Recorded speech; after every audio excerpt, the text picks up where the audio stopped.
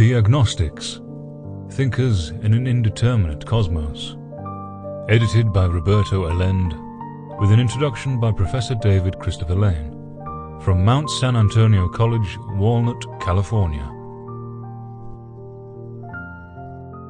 This is a first edition of The Agnostics, copyright 2020 by the MSAC Philosophy Group. My name's Jack, and I'm going to be your narrator for this production. So let's dive straight in. The Introduction, On Being Unknowing, by David Christopher Lane. A map by definition is less than the territory to which it points. If such a topographical depiction were exactly the same in detail, size, and description to the area it wished to cover, then it would be superfluous and redundant. Therefore, if we accept this definition of maps, we know that each of them, no matter how sophisticated, will have gaps. Which is another way of saying, perhaps less politely, that all models are in some sense wrong. They will have key pieces and vital information missing. So, like the recorded warning to the oncoming passengers in the underground tube stations in London, England, we are told to mind the gaps. In my critical thinking and philosophy classes, on the first day we make the argument that all academic subjects from mathematics to sociology are, to some measure, incomplete, including the professors lecturing on them, because each have their own limitations. In mathematics, for instance, Kurt Friedrich Gödel, at the young age of 25, published two incompleteness theorems that demonstrated the limits of probability in formal, axiomatic theories, and that a formal system cannot prove that the system itself is consistent. Looking at it paradoxically, this sentence is false. If A is true, then this statement is false is true. Therefore, A must be false. Either way, A is both true and false, which is the paradox. In 1927, Werner Karl Heisenberg introduced the uncertainty principle into quantum mechanics, which showed there was a fundamental limit in physics in knowing precisely the position and momentum of any elementary particle. This caused Albert Einstein endless headaches, no doubt, since, as he informed his good friend Max Born, Heisenberg's mentor and collaborator and grandfather to Olivia Newton-John, the famous pop singer of the 1970s and 1980s, whose signature song was coincidentally entitled Let's Get Physical, that he didn't believe that the ultimate laws of nature were due to probability. Yet, as repeated experiments have shown over the past century, we cannot yet bypass the uncertainty restriction, since chance is indeed at the heart of quantum theory. In the 1850s, Charles Darwin and Alfred Russel Wallace provided us with tremendous insights into how biological forms evolve and adapt over time due to natural selection. One of the greatest consequences of their pioneering work was the realization that much of what drives human beings and other animals is the result of previous trials and errors of our ancestors trying to do their best to survive long enough to pass on their genetic codes.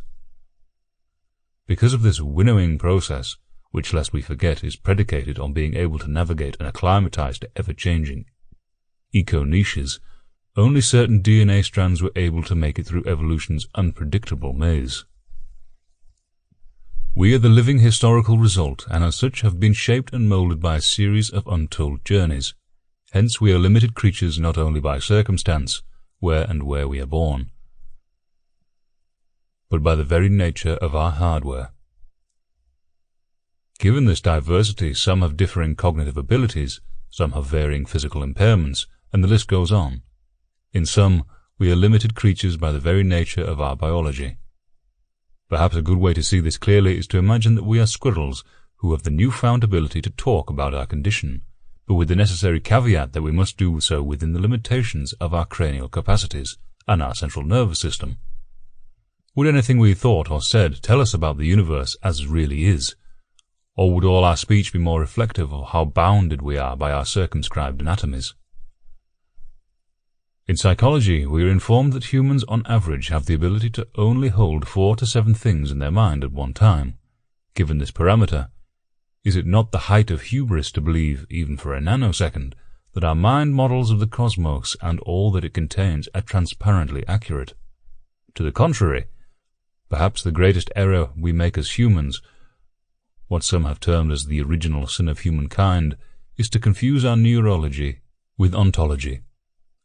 Our brain states tells us much, but in comparison to the totality of the multiverse that surrounds and inhabits us, it is but a quantum drop in an almost infinite sea of possibilities. From Socrates. The truth is, O men of Athens, that God only is wise, and in this oracle he means to say that the wisdom of men is little or nothing. He is not speaking of Socrates, he is only using my name as an illustration, as if he said, He, O men, is the wisest, who, like Socrates, knows that his wisdom is in truth worth nothing. Nicholas of Cusa, in his deeply insightful book De Docta Ignorantia, written in the 15th century CE and beautifully translated from the Latin into English in 1981 by Jasper Hopkins under the title On Learned Ignorance, explains that anything which is finite cannot in itself grasp that which is infinite. Using the analogy of comparing a polygon to a circle, Nicholas of Cusa argues that no matter how much we augment the polygon, it will not, by definition cannot, become the totality of the circle unless it changes and becomes it. From Nicholas of Cusa. Perhaps for this reason Pythagoras deemed all things to be constituted and understood through the power of numbers. Both the precise combinations, incorporeal things, and the congruent relating of known to unknown surpass human reason to such an extent that Socrates seemed to himself to know nothing except what he did not. And the very wise Solomon maintained that all things are difficult and inexplainable in words. We are nevertheless virtual simulators, since it is the one great advantage we have over other species, even if our modelling projections will always be limited in their import. As I have argued in a number of essays on integral world and elsewhere, in sourcing varying trajectories. In our own Sherlock Holmes-like mind palaces, before outsourcing them in a treacherous world, where eat or be eaten is endemic, has tremendous evolutionary benefits, not the least of which is having more options in a world of feeding, fleeing, fighting, and fucking. Yet this same asset also contains in it a dangerous downside, where we far too often confuse our imaginations with how things really are. The problem is that it is difficult to acknowledge our limitations and be open at each and every turn for necessary corrections to our predisposed world outlooks. Instead, we tend to believe that whatever we see, hear, touch and taste, and smell, is the sum of the world, and because of this, we mistake our infinitesimally small slice of reality for reality itself. From Lao Tzu. Those who know don't talk. Those who talk don't know. Close your mouth, block off your senses, blunt your sharpness, untie your knots, soften your glare, settle your dust. This is the primal identity. Be like the Tao. It can't be approached or withdrawn from, benefited or harmed, honored or brought into disgrace. It gives itself up continually. That is why it endures. The electromagnetic spectrum, which includes a wide array of possibilities, ranging from cosmic rays to gamma rays to ultraviolet rays, to infrared microwaves, to radar to radio waves, to broadband waves, almost entirely escapes our direct perception. It is roughly estimated that we access less than 0.0035% of the total electromagnetic spectrum. We are mostly blind creatures acting as if we are fully sighted. Take, for instance, the total number of books that have been written in modern history. Whether in Gujarati, English, Mandarin Chinese, Spanish, German, French, or Hindi, and Google estimates it to be roughly around 130 million. If this is even relatively accurate, it means that no matter how much we read, over 99.9% of all the written texts around the globe would remain unread. Even if we are avid bibliophiles, we cannot even begin to scratch the surface when it comes to the human library. Although we possess the most complex physical virtual reality headset known to exist, our 3 pounds of glorious tissue known as our brain, it remains but a jerry-rigged filtering data mechanism that conceals much more than it reveals about what surrounds and inhabits us moment to moment. With 86 billion neurons and trillions of synaptic connections, we no doubt get a glimpse of the cosmos. but it is a mere shadowy peephole of the cosmic cinema that is projected to us. What then are we to make of our cranial limitations? The answer is perhaps simpler, yet more profound than we may first appreciate.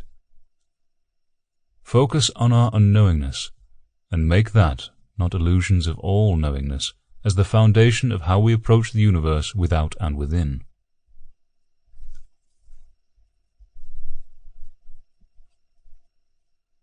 Ancient philosophers such as Socrates and Lao Tzu realized this dictum, as have scientists in the modern era such as the physicist Richard Feynman. There is a wonderful bliss that is available to us if we can feel the mystery of our own being, and how very little we know about the how, why, and wherefore of existence. From Richard Feynman. But I don't have to know an answer. I don't feel frightened by not knowing things, by being lost in a mysterious universe without any purpose, which is the way it really is, so far as I can tell. It doesn't frighten me. Yes, certainly there is much we can ascertain, and much that is valuable in our pursuit of knowledge, but even here we should remind ourselves, almost mantra-like, that our ideas are always open to revision. We far too often latch on to dogmatic thinking in hopes of finding certainty and security in all that remains beyond our control. But as science, the most humble of enterprises, has shown us, we can always be wrong in our purviews, and thus should remain tentative in assuming any idea or positional attitude as absolute. Uncertainty is a virtue if it allows us to keep open to new information, and not fasten ourselves to one purview only, since we are afraid to change. Revising, when new data arises, is key. Contemplating on our ignorance is what Nicholas of Cusa advised centuries ago, because knowing our limits is the elemental to our enlightenment. By doing such, we can then escape from delusions of grandeur and keep open to learning more, not less, in the process. We are an unknowing creature at every stage of our lives, even if we can articulate our ignorance better as we age. Feel the bliss of this infinite ignorance, and it gives a joy that has no bounds, since one wakes up to the very mystery of being, and the sheer wonder of all that precedes and exceeds our capacity to grasp it, as it is. From Xenophanes of Colophon. No human being will ever know the truth, for even if they happened to say it by chance, they would not even know they had done so. We felt this as little children when we first came out of the womb and felt the magic touch of our mother, the sights and sounds of people and animals, and all sorts of unexpected happenings. But as we grew up, we mistakenly duped ourselves into believing that knowing the name of something meant that we fully understood it. This, of course, is sheer nonsense. Any object, and any subject, including ourselves, is unknowable to us in its totality. We have never fully comprehended the simplest of objects, since every material structure has component parts we cannot grasp. We may see a tree in the distance, but we don't see its molecular roots or the atomic lattice that coheres it together. Richard Feynman, the well-respected physicist and professor at California Institute of Technology, described a great teaching lesson from his father when he was quite young. The next Monday, when the fathers were all back at work, we kids were playing in a field. One kid says to me, "See that bird? What kind of bird is that?" I said, "I haven't the slightest idea what kind of bird it is." He says, "It's a brown-throated thrush." "Your father doesn't teach you anything." But it was the opposite. He had already taught me. "See that bird," he says. "It's a Spencer's warbler." I knew he didn't know the real name. Well, in Italian, it's Chotto Lepita. In Portuguese, it's a Bom de Peda. In Chinese, it's a Chonglanta. And in Japanese, it's a Katano Takeda. You can know the name of that bird in all the languages of the world, but when you're finished, you'll know absolutely nothing whatsoever about the bird. You'll only know about humans in different places, and what they call the bird. So let's look at the bird and see what it's doing. That's what counts. I learned very early the difference between knowing the name of something and knowing something. From Carl Sagan. You could just as well say that an agnostic is a deeply religious person with at least a rudimentary knowledge of human fallibility. From Protagoras. Diogenes Laertius reported that Protagoras also said, "As to the gods I have no means of knowing, either they exist or they do not exist, for many are the obstacles that impede knowledge, both the obscurity of the question and the shortness of human life." From the mystical dimension. There is a mystical dimension that runs through all aspects of life. Eventually every human endeavour directly encounters an impenetrable mystery, where knowledge turns into ignorance and control into wonder. Indeed, no matter how much science or technology may advance, the essential mystery of life will never change. The reason why is simple. Reality is always greater than our conceptions of it. Thus, contrary to our popular notions of mysticism, genuine spiritual practice is not concerned with increasing knowledge per se, but rather reconciling man with his fundamental state of ultimate ignorance.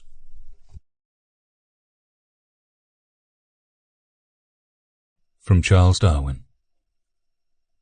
The mystery of the beginning of all things is insoluble by us, and I for one must be content to remain an agnostic.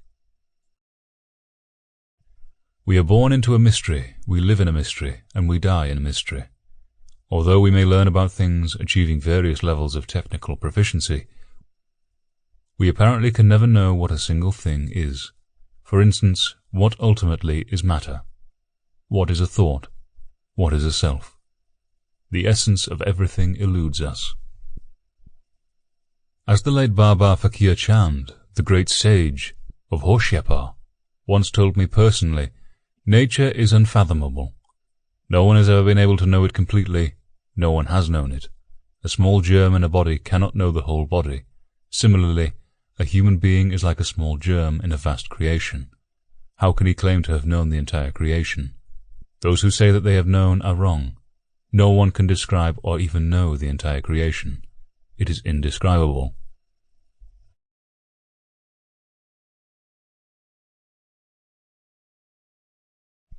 Going inside the atom. Often in the philosophy classes I have taught in undergraduate and graduate school, I would bring up this point of unknowingness. Pointing to a crumpled piece of writing paper, I would ask the class, "What is this?" Almost in unison the students would respond, "A piece of paper." Taking this as my cue to lead into a deeper philosophical investigation of materialism, I probed further. "Yes, but what is that?" Catching my drift, one student invariably answered, "Oh, it is actually a transformed sheet of wood." Not wanting them to stop there, I asked, "And wood is made of what?" "It's comprised of molecules," the more scientifically orientated students would shout. Connecting to the now forgotten inner space ride at Disneyland, which takes one through an imaginary voyage inside a snowflake molecule, I queried, "But what is a molecule made of?" By this time we had gotten down to the subatomic level, and our words began to betray our modicum of knowledge. Electrons, protons, quarks, lucky charms, superstring.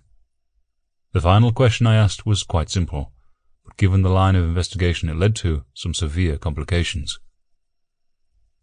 What is matter? Well, it should be obvious to the reader as it was to my class and to myself, and there's only one truly appropriate response. I don't know. Now this is exactly the response not only of most mystics, but most quantum physicists as well. As Sir Arthur Eddington, the distinguished astronomer, put it, something unknown is doing we don't know what. To be sure, mystics have said that the world, or matter, is nothing but consciousness. But what is consciousness?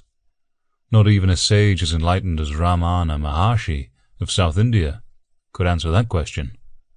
To such queries Ramana would often sit in silence. Ultimately, matter leads to consciousness, and consciousness to God, or nature with a capital N, and both to mystery. However, no matter how you define it, slice it, categorize it, blend it, intuit, the fact remains that reality is a mystery, and nobody apparently, not me, not you, not Einstein, knows what that reality is. We are sitting right in the middle of the mystical dimension. A crude yet perhaps accurate example of this new kind of mysticism, where science directs religion, and not vice versa, can be seen in the analogy of the ocean and the bubble. The ocean in this metaphorical case represents the total reality of all that exists, call it God or nature or whatever, whereas the bubble, our self or anything which is less than the totality of what arises, exemplifies a seemingly bound existence. Now, as the bubble, it has two primary options. Option 1, to surrender to the ocean, which is the creator, sustainer, and destroyer of its separate life. Or option 2, recoil and live in the illusory belief that as a bubble it has a distinct, autonomous existence. From Franklin Jones. Not Jesus, not Moses, not Muhammad, not Gautama Buddha, not Krishna, not Tukaram, not Bubba Free John. No one has ever known what a single thing is. Not the most minute, ridiculous particle of anything. No one has ever known it, and no one ever will know it, because we are not knowing. We do not know what anything is. The summarization of our existence is mystery, absolute, unqualified confrontation with what we cannot know. And no matter how sophisticated we become by experience, this will always be true of us. While both postures are not mutually exclusive, the unassailable fact remains that the former option is our necessary endgame, whereas the latter position is to some measure our Darwinian necessity. It can be argued that self-realization is when the bubble intuits its subservience to the ocean, and that it has no real life except in relationship with the larger environment. However, there is one very important catch here. The bubble must be prepared to burst in the sea, from which it manifested. The ultimate physics which brought us into the universe are the same physics which will draw us out of it. Recently there has been a lot of discussion about how certain leading edges of science are rediscovering the mystical dimension. In physics we find the strange world of photon entanglement, in neurophysiology, the processes of memory and altered states of awareness, in astronomy, the theory of black holes, antimatter, and inflating universes, and in biology, the intricate code of life, DNA, and the morphological emergence. But the rediscovery of that which remains unknown is a changing proposition and reflects more on our own limited cranial capacities than on what the universe or multiverse ultimately pretends. In other words, the deep mystery we must first confront is epistemological. What this means, of course, is that all the delineations we make about the world around us are potentially wrong, because they are not perfect transparencies. This is why science always rediscovers the unknowable, because no matter how sophisticated our maps may become, they will have a margin in them which will reveal something hitherto undiscovered. This is also why Karl Popper's notion of falsifiability serves us so well when appraising most scientific theories. We know a priori that human speculations, even if amazingly well grounded in physics or math, are always liable to error. It is this liability which, ironically, allows science to progress. We build upon mistakes, even if we will continue to make them. A new technological product, for instance, isn't accepted as flawless, but is rather closely examined by hackers and others to reveal some uninspected flaws. And because of this ongoing dialectic, we have seen breathtaking changes in a variety of objects, from computers to cars. All academic subjects have their epistemological cul-de-sacs.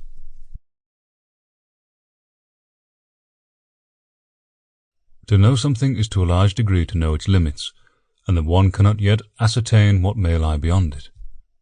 In some ways it is similar to a voyager who comes upon an undiscovered island, and yet intuits that there must be many more besides, even if his or her ship doesn't have the necessary supplies or the capability of venturing beyond. Science will undoubtedly expand our previous limits and horizons, but we will inevitably be stuck with our own neural constraints from the very beginning. And herein lays the great human dilemma. The limits of our skull are the limits of our understanding. Yes, we may augment our brains with artificial devices in the future, but even here we will only confront a new limit in time. If we don't know what a single thing ultimately is, even if we can know the various things about a material item, we are circumscribed in our knowledge about comprehending all of its various dimensions and connections. Do we even know where we ultimately are? What kind of GPS will provide us with the precise coordinates? Yes, I may say something such as I live in Huntington Beach, but that is merely a section in Southern California, which is itself part of a state of 50 in the United States, which is part of the continent that is located on a planet that orbits a sun some 93 million miles away. However, where is that sun?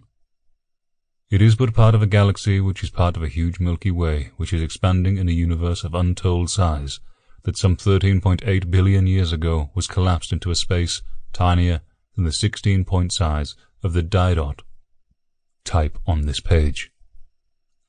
Yet, where is that naked singularity located? Does it make any sense to even use such framing questions at this minuscule level? From Clarence Darrow. I am an agnostic. I do not pretend to know what many ignorant men are sure of.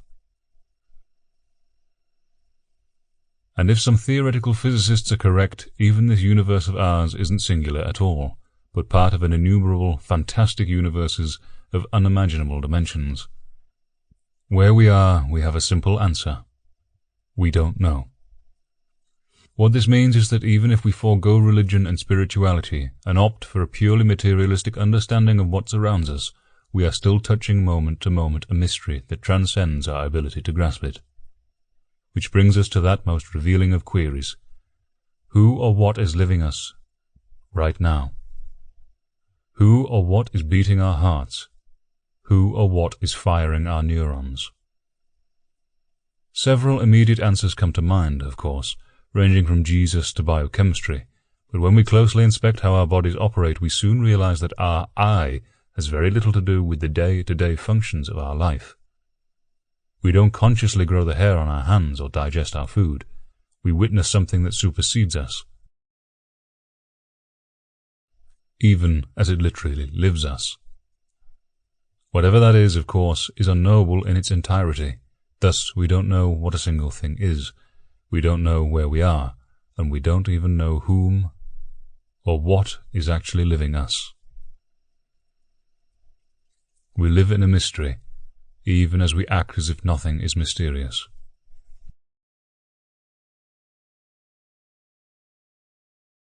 From Sam Harris. The only thing that guarantees an open-ended collaboration among human beings, the only thing that guarantees that this project is truly open-ended, is a willingness to have our beliefs and behaviors modified by the power of conversation. The descriptive term agnostic was apparently first coined by Thomas Henry Huxley in 1869 at, ironically, a meeting of the Metaphysical Society in London, England.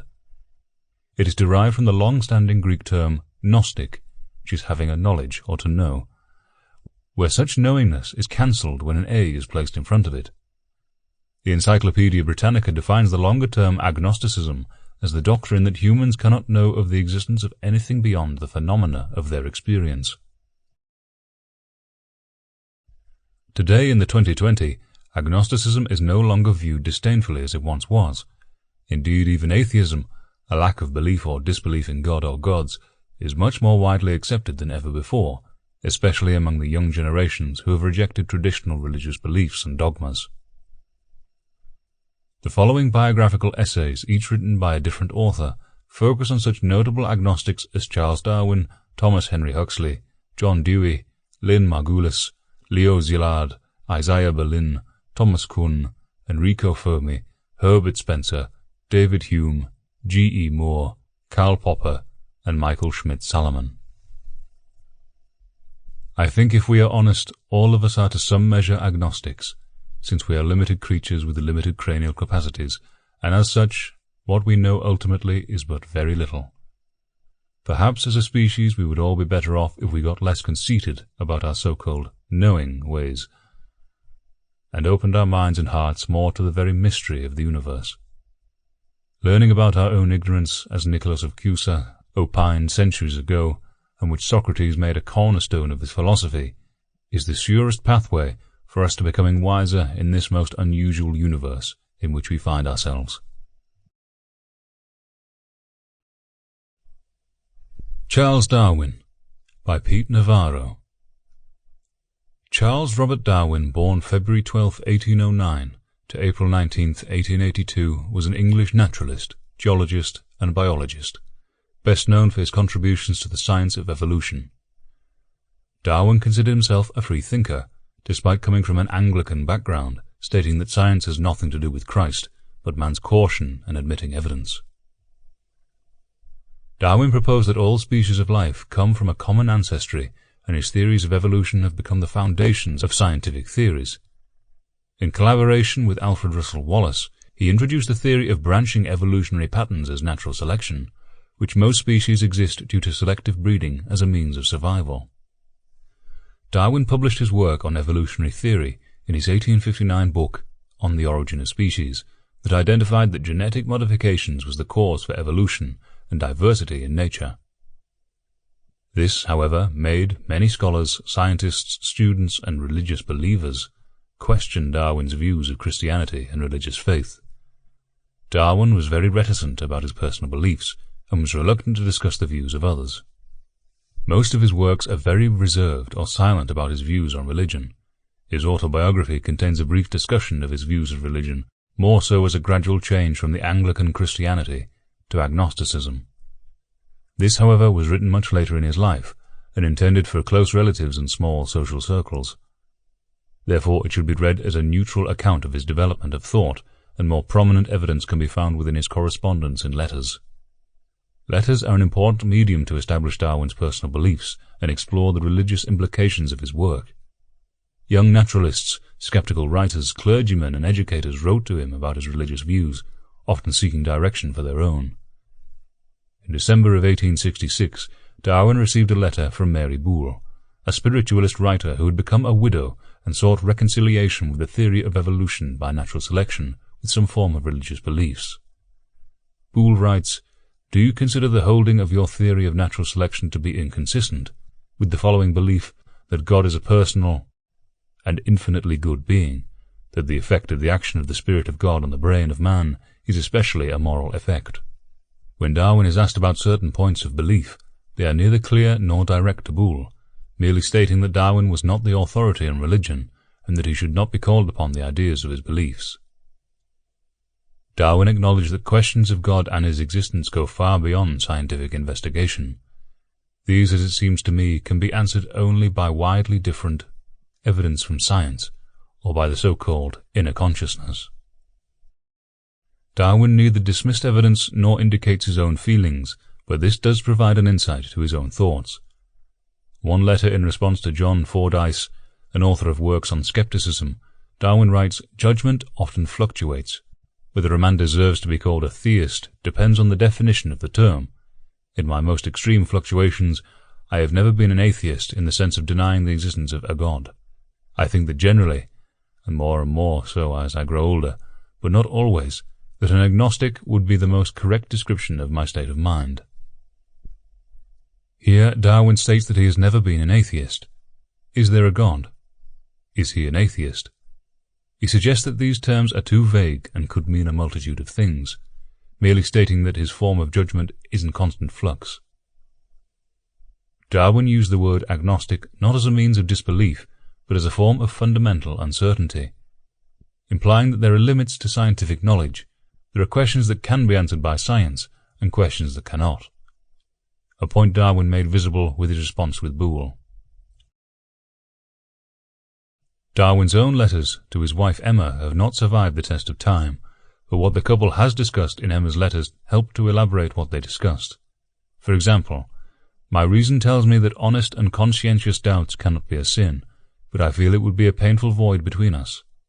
I thank you from my heart for your openness with me, and I shall dread the feeling that you are concealing your opinions from the fear of giving me pain. And my own dear Charlie, we now do belong to each other, and I cannot help being open with you." Here Emma believes in an afterlife and expresses great apprehension between reasoning and feeling. Brought on by separations of belief and demonstrating the typical Victorian-style wife, Emma supported her husband despite his questioning belief. Furthermore, the couple does express mutual affection for one another, and Darwin does not belittle religion. Thus the larger world views of his beliefs are mainly kept within himself. Unitarianism was an important religious tradition in the Darwin and Wedgwood families. Both Emma and Darwin read various works of Unitarian and liberal Anglican authors that were widely read within this period, and which formed the subject of much debate of the Anglican Creed. Sworn belief in the articles of the Anglican Church was a requirement for students as well as those of holy accords. Some of the biblical commentary written in Emma's letters convey appreciation of doubt and seeking truth. In a letter to Darwin, months after their marriage, Emma writes, "The state of mind that I wish to preserve, with respect to you, is to feel that while you are acting conscientiously and sincerely wishing, and I trying to learn the truth, you cannot be wrong." Emma perceives that the pursuit of science will conflict with society's overall view of faith by using examples from the Bible to voice her concerns to her husband. Darwin used the Bible as a guide for moral conduct and raised questions about belief itself. In contrast, Emma integrated her beliefs into her marriage. However, these religious differences were not suppressed by Darwin. Rather, the subject of belief and of doubt was an ongoing discussion and debate for years. Like most of the contemporaries of his time, Darwin abandoned Christianity on the grounds of moral indifference, arguing why should one believe in a God that permits pain and suffering in humans and animals alike. Darwin points out that there is much suffering in the world no one disputes. Some have attempted to explain this with reference to man by imagining that it serves for his moral improvement. Rejecting this human-centric view, Darwin argues that the number of men in the world is as nothing compared with that of all the other sentient beings, and they often suffer greatly without any moral improvement.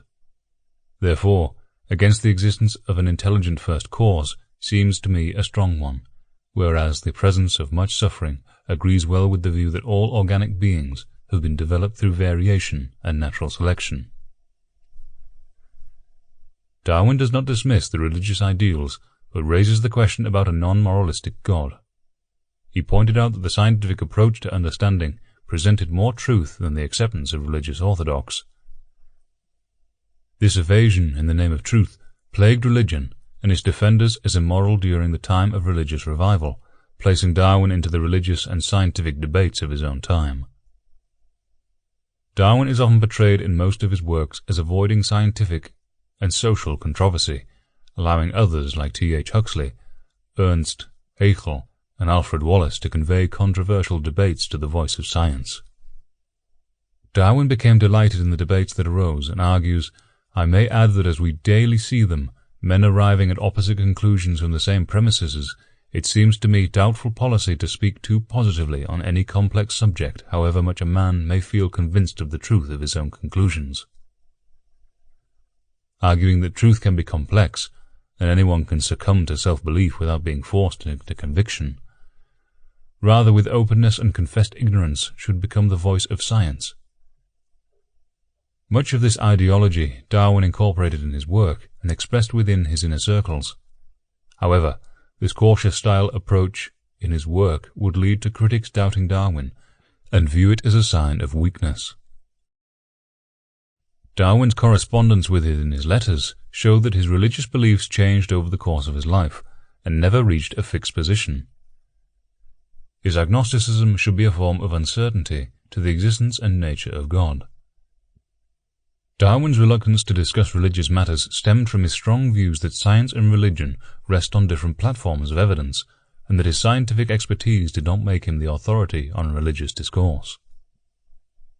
Throughout his discussions with Emma about religion and science, to his publications on evolution, to other correspondence, it is obvious that Darwin was committed to conscientious doubt and critical inquiry in both science and religion.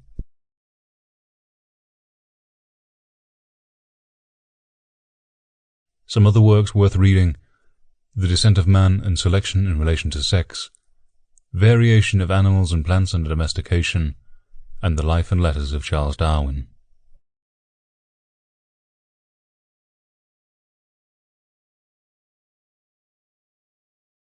John Dewey by Christopher Chan. John Dewey was an American philosopher who was a pioneer in functional psychology and one of the early founders of the progressive movement in education in the United States. Dewey was born on October 20th, 1859, in Burlington, Vermont, to Archibald Sprague Dewey and Lucina Artemisia Rich.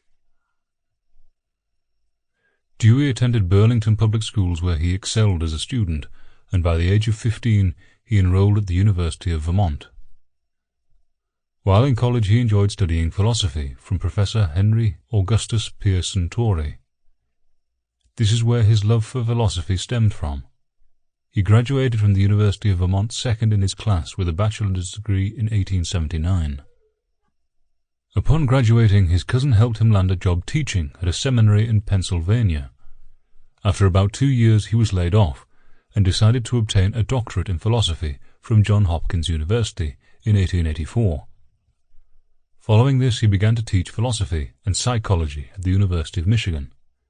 While teaching at the University of Michigan, his interest began to shift to a new form of psychology that was being developed by Granville Stanley Hall and William James. Their psychology focused on evolutionary psychology and child development.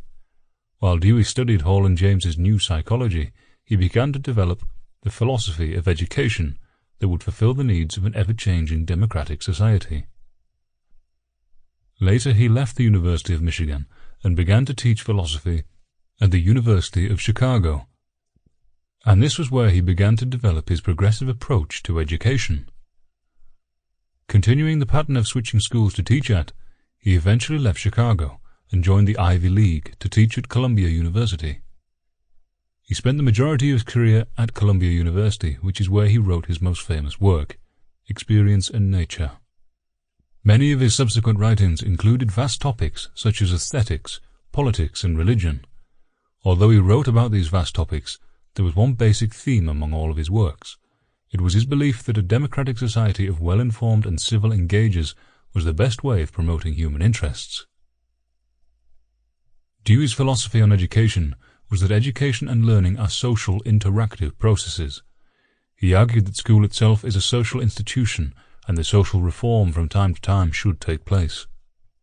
Furthermore, his philosophy was students should be in an environment where they are allowed to fully immerse themselves in the curriculum, meaning they should be able to interact and experience what they are being taught, and all students should have the opportunity to take part in their own learning. His beliefs in the idea of democracy are expressed in his philosophy of education. He believed that education is not only a place to acquire knowledge, but to also learn how to live. Dewey believed the purpose of education was not to acquire a set of skills, but instead to allow one to realize their full potential and how to utilize those skills for the good of all. His approach was known as child-centered, meaning that the education system should have an emphasis on the student's needs and interests. In order for education to be child-centered, Dewey introduced an interdisciplinary curriculum that focuses on the connection of subjects. Dewey's curriculum allows students to freely move in and out of classrooms as they find what they are most interested in, allowing them to form their own paths to gaining and utilizing their knowledge. In 1894, Dewey and his wife Harriet decided to start their own primary school with Dewey's way of child-centered education. His school was called the University Elementary School at the University of Chicago. His overall goal for this school was to test his theories on how education should be taught. Later on, Harriet was fired by the university president, and Dewey left the school as well. Dewey, along with several of his other colleagues, founded the New School for Social Research in 1919. New School was another experimental school that had an emphasis on the free exchange of intellectual ideas in the arts and social sciences. After the experiment in the 1920s, Dewey went all around the world to schools to give lectures on educational reform.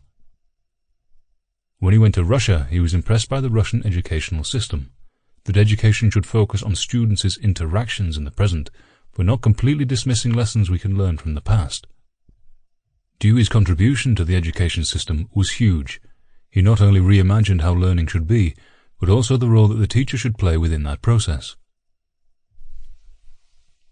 Teachers today should try to follow Dewey's theories of education in order to help their students. Dewey also made an impact on functional psychology, which focuses on the purposes of behavior that has evolved over years of human existence. Functionalists sought to explain the mental process in a more systematic manner, and the purpose of human consciousness and behavior. Dewey's view of functionalism was heavily influenced by Charles Darwin's theory of evolution. The movement of functionalism was in direct opposition to Edward Titchener's theory of structuralism, which focused on the conscious mind rather than human behavior. Dewey published a book on his theories of functionalism, the reflex arc concept in psychology. This book was widely considered the first major step towards establishing the functionalist school.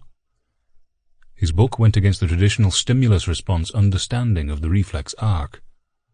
He believed that this approach was flawed because it ignored the progression of human behavior and how it was significant in human adaptation. On the contrary, Dewey believed that what served as a stimulus and what as a response depends on one's interpretation of the situation. The work that Dewey and his associates had on functional psychology helped stimulate Dewey's theory of a progressive school, driving it forward.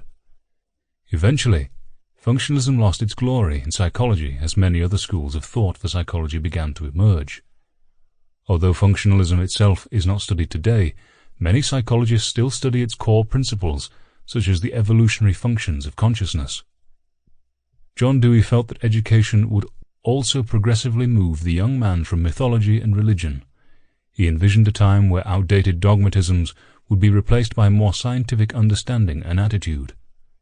His 1934 book, A Common Faith, elaborates on his more skeptical prognostications. As Tom Shipker explains, John Dewey assured his readers that traditional religion was drifting into oblivion, and that it would soon be a matter of interest only to history buffs. Dewey felt strongly that with the advent of greater scientific literacy, individuals would no longer be able to sustain beliefs in a heaven, a risen Jesus, miracles, and the like. Rather, there will be a new secular and humanist outlook that would replace outdated religions. But as Shipker points out, this didn't happen. Where did Dewey go wrong? He assumed that just as some automobile had supplanted the horse and buggy, so science would supplant religion. The writing was on the wall, so to speak. Astronomy had discredited ascent into heaven. Geology had discredited creation in 6 days. Biology had dispatched the soul in the afterlife. Anthropology, history, and literary criticism had shown that revered religious figures and their deeds, if founded in fact at all, were embellished to the point of fiction. And psychology had shown that mystical and religious experience had a natural explanation.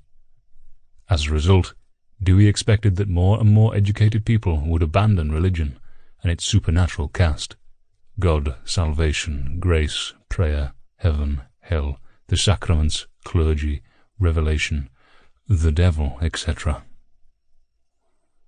Even though John Dewey's prophecy about a future agnostic society didn't pan out, his ideas did have a lasting influence, and it is clearly obvious today that being an unbeliever is much more widely accepted, even if there are many who still hold the various religious creeds.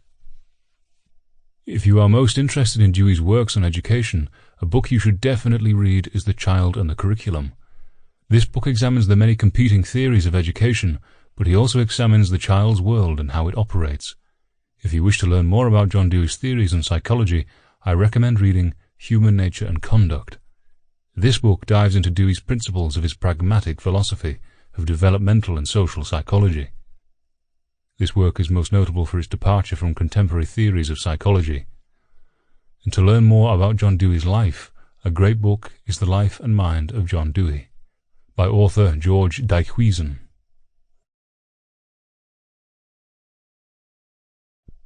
And for some other further reading, How We Think, Democracy and Education, and A Common Faith. Lynn Margulis, by Melody Yang. Lynn Margulis is a well-known evolutionary biologist in America. She was born on March 5, 1938 in Chicago, Illinois. She grew up with her parents, Morris Alexander and Leona Wise Alexander, along with 3 other sisters. Throughout her life she attended a handful of prestigious schools and graduated with multiple degrees, the highest being a PhD from the University of California, Berkeley.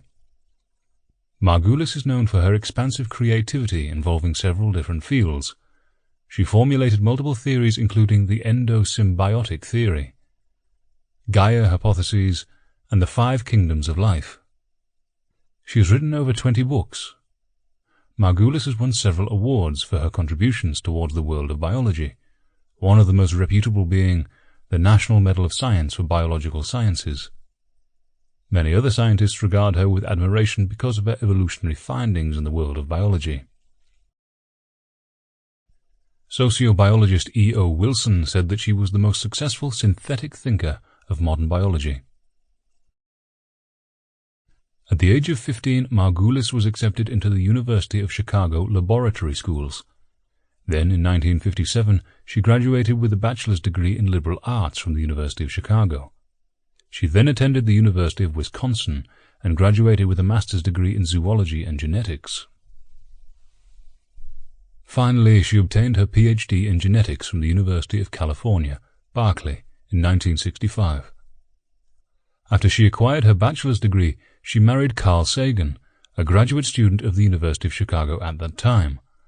They had 2 children, Dorian Sagan and Jeremy Sagan. Dorian would later become an author and even a collaborator to his mother's work, Acquiring Genomes, a theory of the origin of species.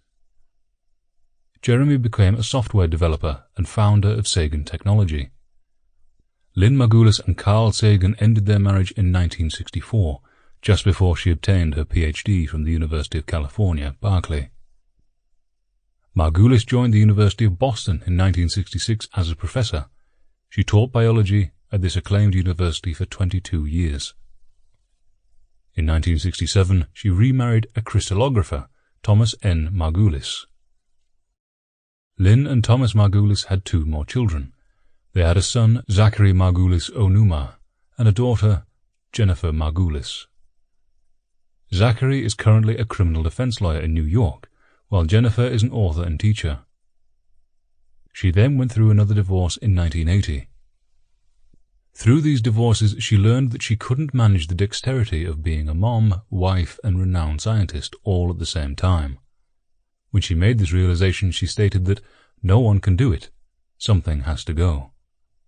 Following the years after her divorce, she was promoted to Distinguished Professor of Botany at the University of Massachusetts in 1988.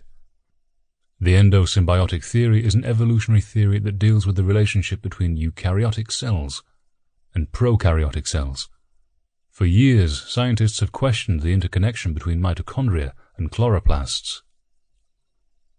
Mitochondria, being the powerhouse of the cell, generates energy that is required for metabolism. Chloroplast captures energy from the sun in order to start the process of photosynthesis. Many scientists have recognized that chloroplast and mitochondria resemble the appearance of bacteria.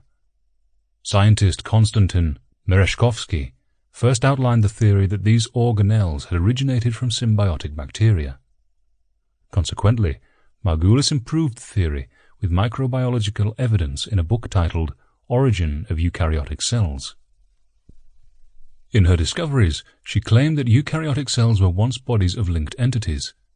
She spoke about endosymbiotic spirochetes and their development into eukaryotic flagella and cilia. Initially, her findings were highly rejected by most biologists. This was mainly due to the fact that her theory was the opposite of Charles Darwin's theory of evolution. Natural selection, survival of the fittest, explains that competition enables the stronger organism to survive. However, Margulis's theory stated that the interconnection between species caused the formation of other adaptations. Through time, her theory has been more widely accepted by credited scientists. In 1982, Margulis and Karlene Schwartz published a book titled 5 Kingdoms, Illustrated Guide to the Phyla of Life on Earth. The book contains a 5-kingdom system for the classification of organisms on Earth. Her 5-kingdom system includes plants, animals, fungi, bacteria, and protoctists. Her system is roughly accurate and consistent with molecular data and fossil records. However, in the 2000s, most scientists supported the idea that there were more than 5 kingdoms. She refused to support the 3-domain system that was created by Karl Popper in 1990. Although systems with more than 5 kingdoms are more accepted now, Many argue that the reason the five-kingdom system is still talked about is because of Margulis. Another theory that she co-developed was the Gaia hypothesis. The Gaia hypothesis, initially developed by chemist James Lovelock, states that all organisms collaborate with non-living inorganic material to establish a self-maintaining system on Earth. In yet another book, The Symbiotic Planet, Margulis devotes the last few chapters to the Gaia hypothesis. She comments about the idea of Gaia and about how it's not an organism. She then explains that it's actually an emergent property of interaction among organisms. She stated that Gaia is an entire system of interconnecting ecosystems that can create one symbiotic ecosystem on Earth. With more research, the original Gaia hypothesis was shown to be incomplete and not wholly accurate. In 1988, the second Gaia conference was held in San Diego, California. At this conference, supporters of Gaia were criticized for its inaccuracy. A professor at the University of California, Berkeley, James Kirchner, stated that they had actually presented 4 different hypotheses. Kirchner spoke about the idea of a weak Gaia and a strong Gaia. Following this conference, Margulis wrote about the ideas that Kirchner had brought up. In her essay, Gaia is a Tough Bitch, in 1995. Margulis distinguishes her views on the Gaia hypotheses. She mentions the metaphor of Earth and how it is not a single organism, as Lovelock had argued. She refutes this argument with the quote, "No organism eats its own waste." Lynn Margulis was awarded many medals throughout her life. In 1999, she was given the William Proctor Prize for Scientific Achievement. The prize was presented by Sigma 11, a scientific research honor society that currently has more than 80,000 members. Probably the most prestigious award she received was the National Medal of Science for Biological Science. The award was given by the 42nd President of the United States, Bill Clinton, at the White House on March 14, 2000. She was the honoree due to her theory of endosymbiosis and contributions of new research in biological, climatological, geological and planetary sciences. In 2009, Margulis and a number of other scientists wrote a paper on the topic of AIDS. In the paper, they spoke about symbiotic spirochetes and their changes in the immune system. She essentially thought that spirochetes and their involvement with immune deficiency should be investigated. Many credible journalists criticized her for this paper. Many individuals interpreted the paper to mean that she was in denial of AIDS, that AIDS was just syphilis, having no viral origin. She stated, "There's no scientific paper that proves that HIV virus causes AIDS." She was also controversial for opinions on 9/11. She claimed that certainly 19 young Arab men and a man in a cave 7,000 miles away, no matter the level of their anger, could not have masterminded and carried out 9/11. She instead believed in the idea that 9/11 was a Western civilization version of the most effective television commercial, and that the Twin Towers collapsed because they were demolished. She was indeed very controversial and was not afraid of holding contrarian ideas. However, as a scientist, she also held steadfast to a general agnosticism, since it allowed for a more open-ended inquiry into nature. Margulis, contrary to many other scientists who scoff at philosophical speculations, argued that scientists resent philosophy. I think it is because they are afraid that philosophers will reveal what scientists really do. I agree with Kierkegaard's assertion that the less support an idea has, the more fervently it must be believed. A totally preposterous idea requires absolute unflinching faith. I suggest that our culture is teeming with preposterous ideas, believed with unflinching faith by scientists and everyone else, and that some of these actually corrupt our potential concern for the Earth. Modern science has given very important insights about life, but our culture prevents us from accepting and utilizing those insights. She admired Nietzsche's radical approach and even consciously appropriated one of his famous witticisms when she entitled one of her essays, "A Pox Called Man." As she explained, my title is from Nietzsche, who said 100 years ago that the Earth is a beautiful place, but but it has a pox called man. Nietzsche understood by the philosophy a terrible explosive in the presence of which everything is in danger. Scientists are terrified both by philosophy and philosophers. They tend to denounce philosophy as soft or deny its relevance, when in fact it has much to say about what scientists do. Although Margulis wasn't religious and didn't believe in a traditional God, her own agnostic views were seasoned by the mistakes she felt had been made when the world was unnecessarily split into two by what later became widely known as Cartesian dualism. As she lamented, although Descartes' presentation of the universe as a vast mechanism led to an expansion of scientific investigation, the acceptance of the Cartesian mechanistic universe also had negative implications. On the authority of Descartes, live animals were nailed to boards without remorse to illustrate the facts of anatomy and physiology. Rationalized as unfeeling and inanimate, nature in the wake of Descartes was analyzed without fear of trespass. Nature, including the mechanical, automata-like, lower life forms, could now be experimented on with impunity. In short, Descartes' philosophy provided a formal justification, a Cartesian license to investigate virtually everything in an effort to discover the mechanism by which God had built the phenomenal world. By splitting reality into human consciousness and an unfeeling, objective exterior, or in his terms, extensive, world that could be measured mathematically, Descartes paved the way for a scientific investigation of nature constructed according to the mathematical laws of God. God sets up laws in nature just as a king sets up laws in his kingdom, he wrote. The Cartesian license separated matter from form, body from soul, outward spatially extended nature from inner awareness. Matter, body, and nature could, unlike thought or feeling, be measured, compared, and thus ultimately understood by mathematical laws.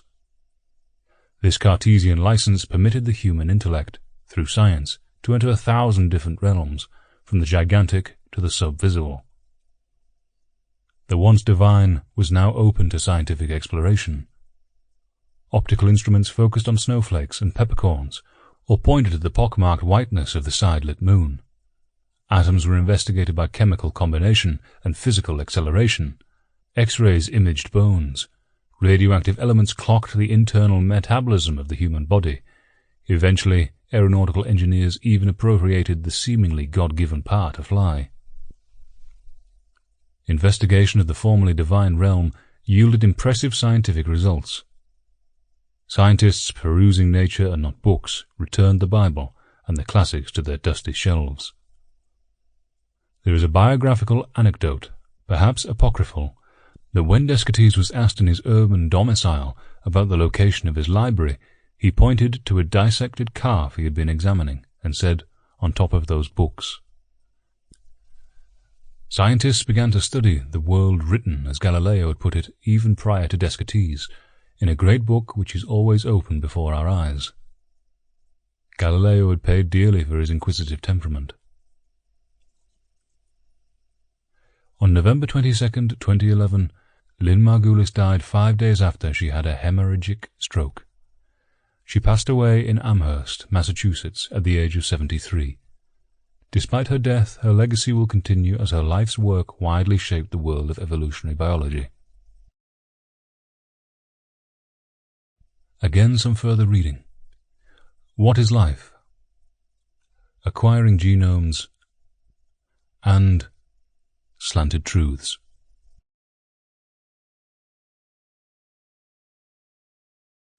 Leo Szilard by Yizi Zhang. Leo Szilard, a Hungarian-American physicist, inventor, and microbiologist.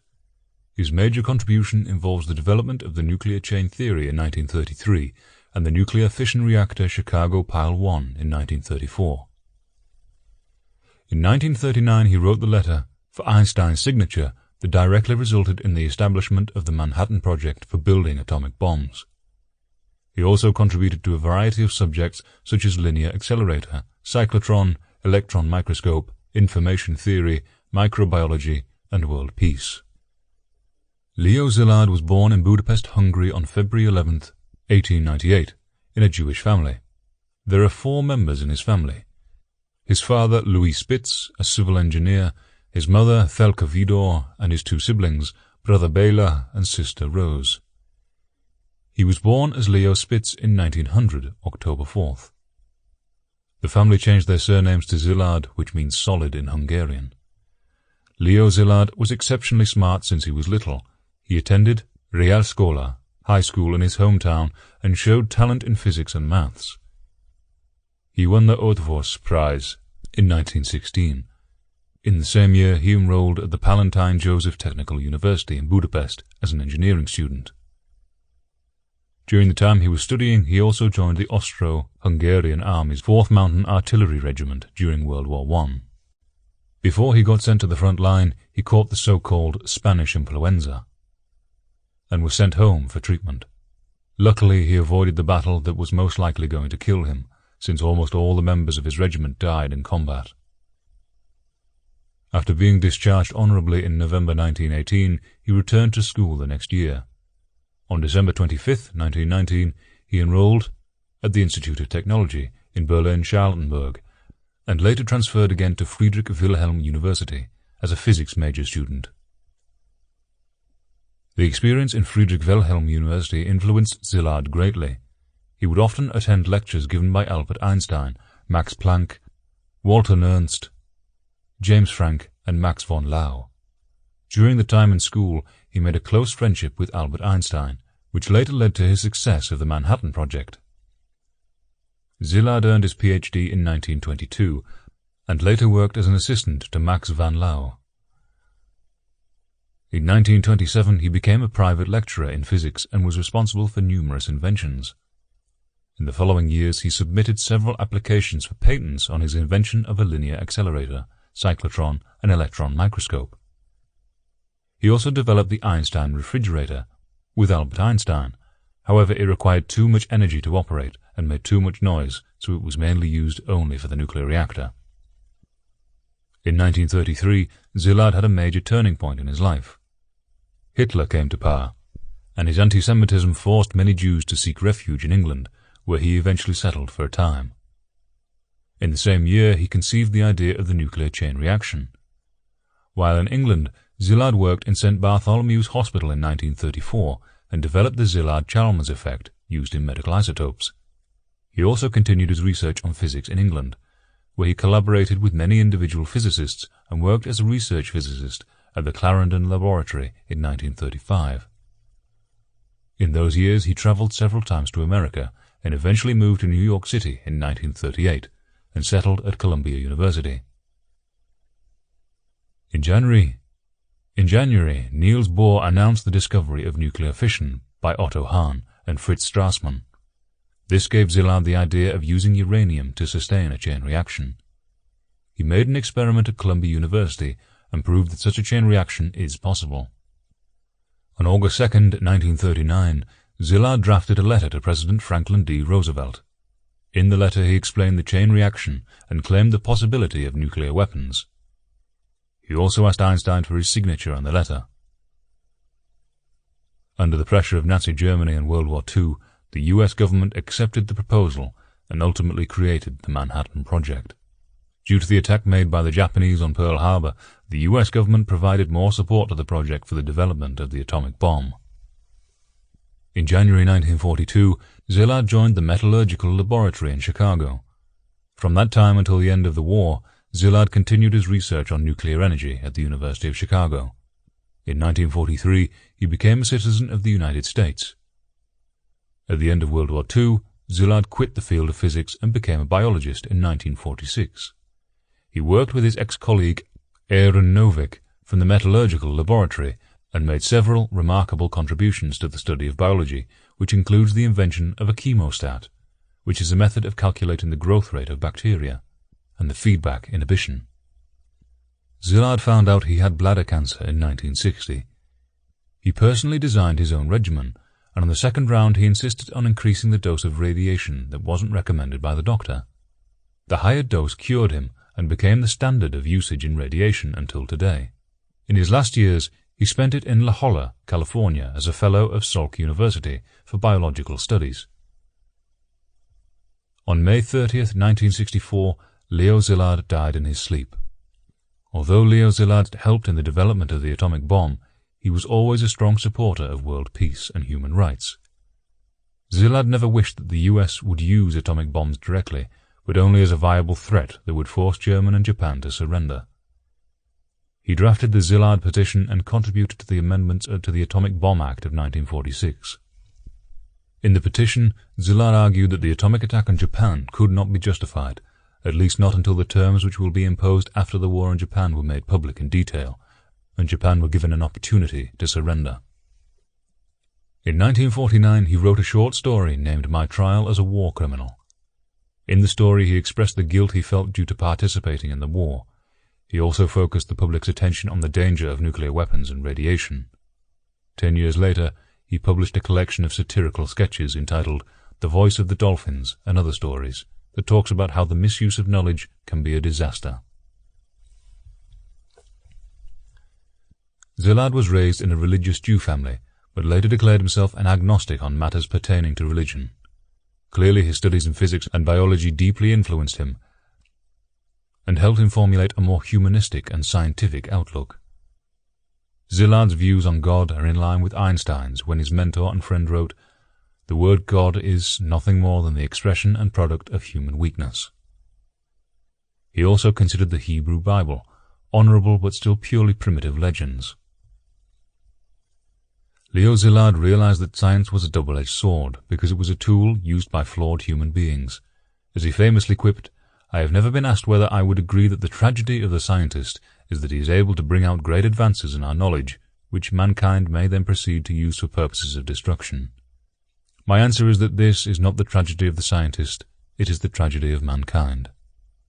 Szilard could also be quite funny in how he used God as a placeholder, even though, like Einstein, he was a believer in nature and not some personal deity, as when he once retorted, "I am thinking of keeping a diary, not with the intent to publish it, merely to record the facts for the information of God, in case God does not know my version of the facts." He was also a remarkably clear thinker, who wasn't so worried about getting credit as he was about making sure that he got the facts correct. As he once explained, a scientist's aim in a discussion with his colleagues is not to persuade, but to clarify. For some further reading, Leo Szilard, His Version of the Facts. Genius in the Shadow, a biography of Leo Szilard, the man behind the bomb. Toward a Livable World, Leo Szilard and the Crusade for Nuclear Arms Control. Isaiah Berlin, by Joshua Castro-Mayer. Isaiah Berlin was a Russian Jewish philosopher who was considered to be one of the great thinkers of his generation. Berlin was widely known as an agnostic philosopher, since he did not believe that humans are capable of achieving a solid explanation to the world and the reason for everything that arises.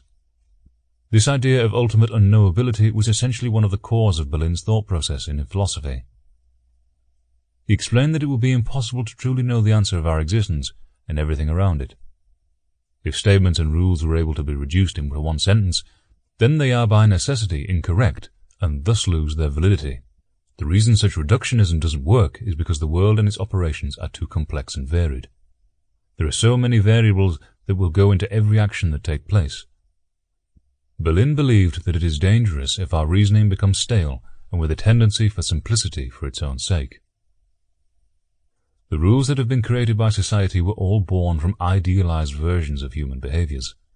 Although Berlin recognizes that humans are free to make the choices they desire, such options will bound to their respective roles in life. This view can be best summarized in a Kuhn-like aphorism. People are able to make their choices, but their life is determined.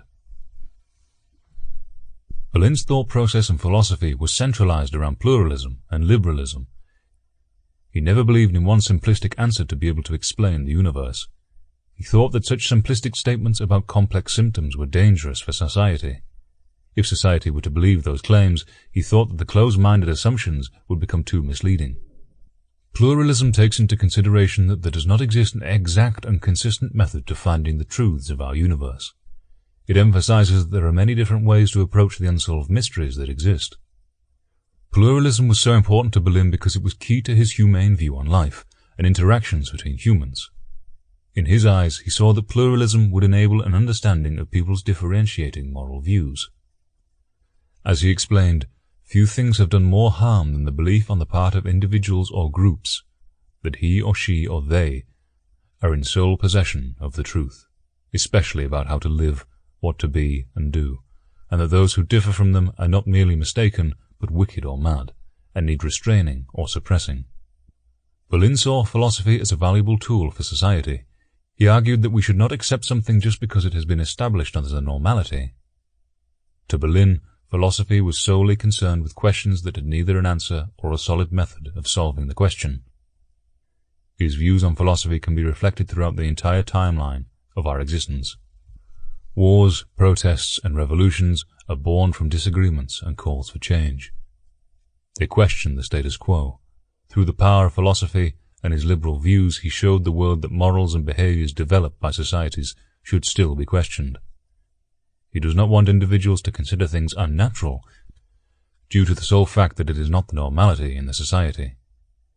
These views are connected to his thoughts on free will and how societal formalities are developed. Isaiah Berlin believed that human nature was the primary variable that constructed society's moral thinking. He recognized that humans have the ultimate power of free choice. This power of free choice allowed human nature to express itself. In the end, we cannot pinpoint who has the best moral values, because we do not know what values are truly correct. Berlin stated that nobody can know any truth without doubts. There are too many possibilities and varying factors that go into finding the truth about our universe and how humans should interact with one another.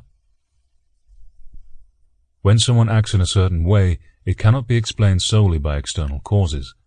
Everyone contains their own special characteristics and internal drives that will form their future. These special characteristics and unique drives are the instruments that make one's life determined. They are bound to a future due to the influences and structures embedded in them. This sounds counteractive to Berlin's belief that humans have the freedom to choose, but the two concepts actually go hand in hand. Although he believed that one's life is to be determined, he still thought that they can still make active choices throughout their lives to choose whether or not to do something. If one is given an opportunity, they still have the option to take the opportunity or reject it. Berlin defined harmony as the state where everyone in society knows their purpose and either attains or works to attain that purpose. Disharmony was defined as the times when one becomes disengaged from their set purpose, either from external or internal factors. Berlin takes into consideration that society may have become more forgiving because some actions are considered to be things people could not help doing. Actions some people think are normal may be regarded as mental illness to others.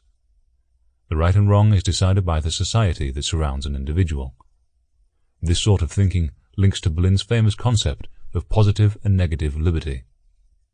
Liberty is defined as the state of being free within society from oppressive restrictions imposed by authority on one's way of life, behavior, or political views. Berlin added that there are two types of liberty that are available to people. This would either be positive liberty or negative liberty. Positive liberty referred to a person having the chance to achieve their goals no matter who is or is not interfering with them. Many people take this definition of positive liberty as what liberty should be. There is still the case of negative liberty, which could also be present in society. Berlin defined negative liberty as the chance to work within a space where nobody can interfere. By definition, negative liberty is more suffocating and limiting than positive liberty. It is possible for one to obtain negative liberty without positive liberty. If one has positive liberty, the restrictions in negative liberty are non-existent. Yes, negative liberty is still given to the opportunity to conduct their freedom, but is limited by the amount of opportunity available. One that lacks education or healthcare has negative liberty. If someone has the opportunity to obtain their needs, they are subjected to positive liberty. Berlin's concept of positive and negative liberty could be used to argue what societies should provide and how they could better operate. America was built due to the search for freedom and liberty. Although citizens are promised liberty, some may be subjected to an unexpected type of liberty. Social factors may lead many people into the category of negative liberty, even if they expected to have the freedom of positive liberty. This concept by Berlin questions the systematic power of governments and the reality in which many people truly reside in them. Berlin's powerful views on society and human interactions questions the amount of freedom and knowledge that are truly available. His agnostic thinking pushed ideas of pluralism. He used philosophy as a tool to counteract societal norms and pushed people to question rather than accept. He still believed in the natural sciences but wanted people to question the human sciences and showed people that we cannot be certain of who is right and who is wrong. He would question why psychologists could state that someone was ill due to the fact that they have different perceptions of what is normal. Berlin recognized that the questions to be analyzed in philosophy are not meant to have a clear answer. They should also have a solution method that is unknown too. His thoughts on free will and determinism further showed that we as humans cannot truly know what lies at the end. Positive and negative liberty shows that many factors go into one's freedom. Berlin's work shined a light on how societies and humans interact. Positive and negative liberty shows that many factors go into one's freedom. Berlin's work shined a light on how societies and humans interact with each other. For some further reading. 2 Concepts of Liberty. The Power of Ideas and The Hedgehog and the Fox. Thomas Kuhn by Shenkai Hao. Thomas Kuhn is one of the most influential sociologists and philosophers of the 20th century, working in the history of science. In his early academic years he was uncertain about his major. At first he started as a physics major student. Later on he changed it to the history of science. Finally, he majored in philosophy of science. It was near the end of World War II when he graduated from Harvard, so he spent a lot of time on a research project about radar at Harvard.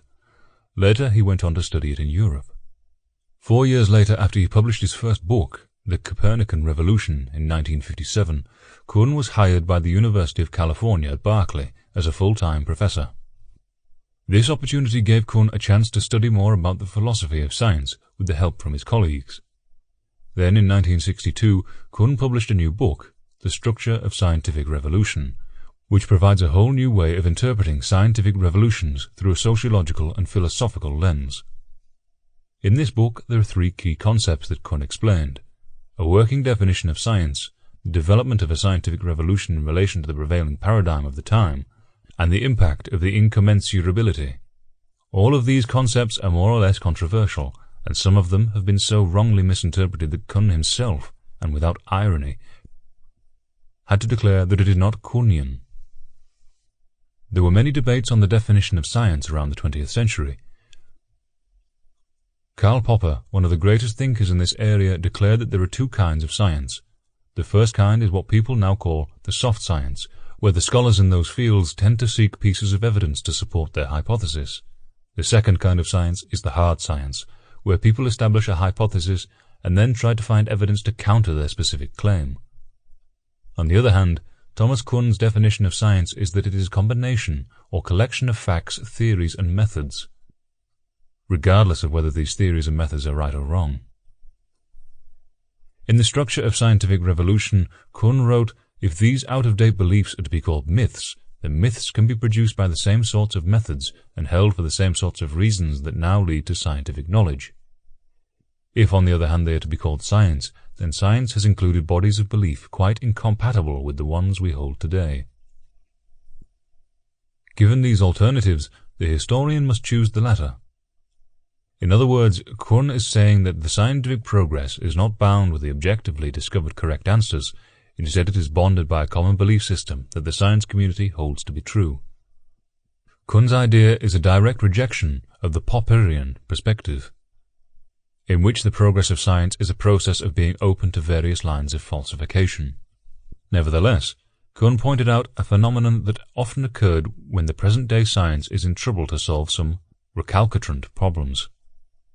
Normally, scientists tend to use some alternative explanations for the anomaly, if it cannot be properly explained by their present theories.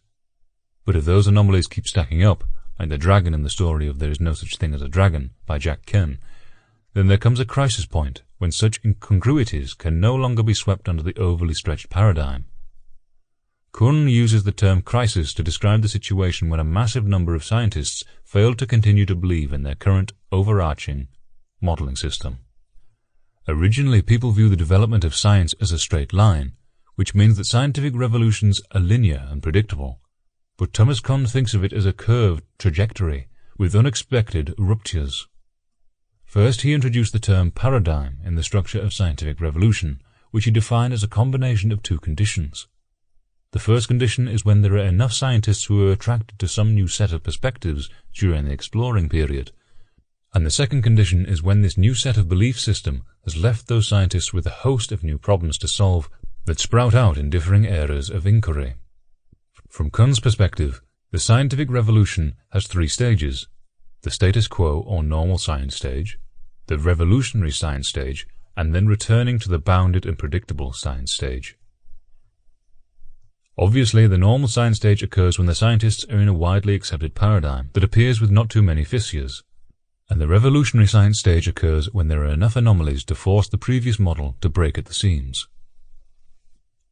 One of the best examples to explain Kuhn's scientific revolution theory would be the history of the development of how to treat schizophrenia. Before biochemistry became well established and developed, around the 1950s, there were lots of doctors who thought schizophrenia was a psychological disease which is caused by the pathological environment that these patients were in. It was not unreasonable for them to assume that, because these patients tended to have a lot of antisocial behaviors.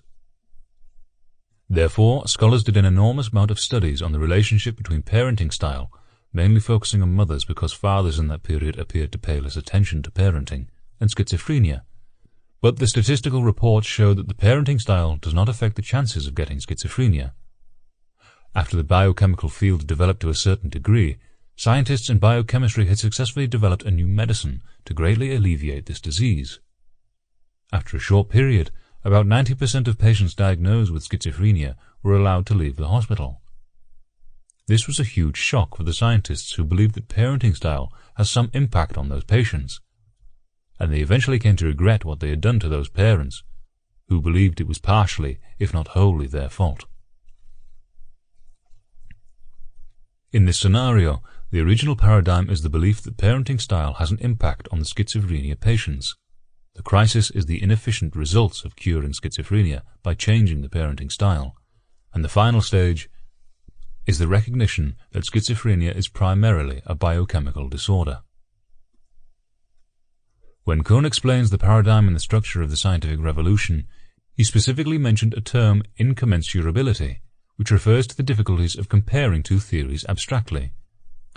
In summary, there are three types of incommensurability, including the methodological incommensurability, observational incommensurability, and taxonomic incommensurability. The methodological incommensurability refers to the difficulties of setting up a standard line of empirical measurement in different scientific eras. Not only is it different because of the general paradigm difference in a different period, but it is also influenced by the subjective interpretations from each unique individual who could potentially understand a paradigm or the standard measurement differently. However, in order to avoid misinterpretation, it is necessary to claim that this theory does not relate to postmodernism, which it declares that things can be interpreted in an infinite amount of ways by each individual. Therefore, in an essay, Objectivity, Value Judgment and Theory Choice, Kuhn identified the 5 basic elements of the paradigms that people generally use to measure the credibility of theory, including accuracy, consistency, scope, simple, and fruitful. Some people would argue that his explanation on these 5 points is too vague, that it can be interpreted in many valid ways, but I think it is reasonable enough if comparing this explanation to the Constitution of the United States.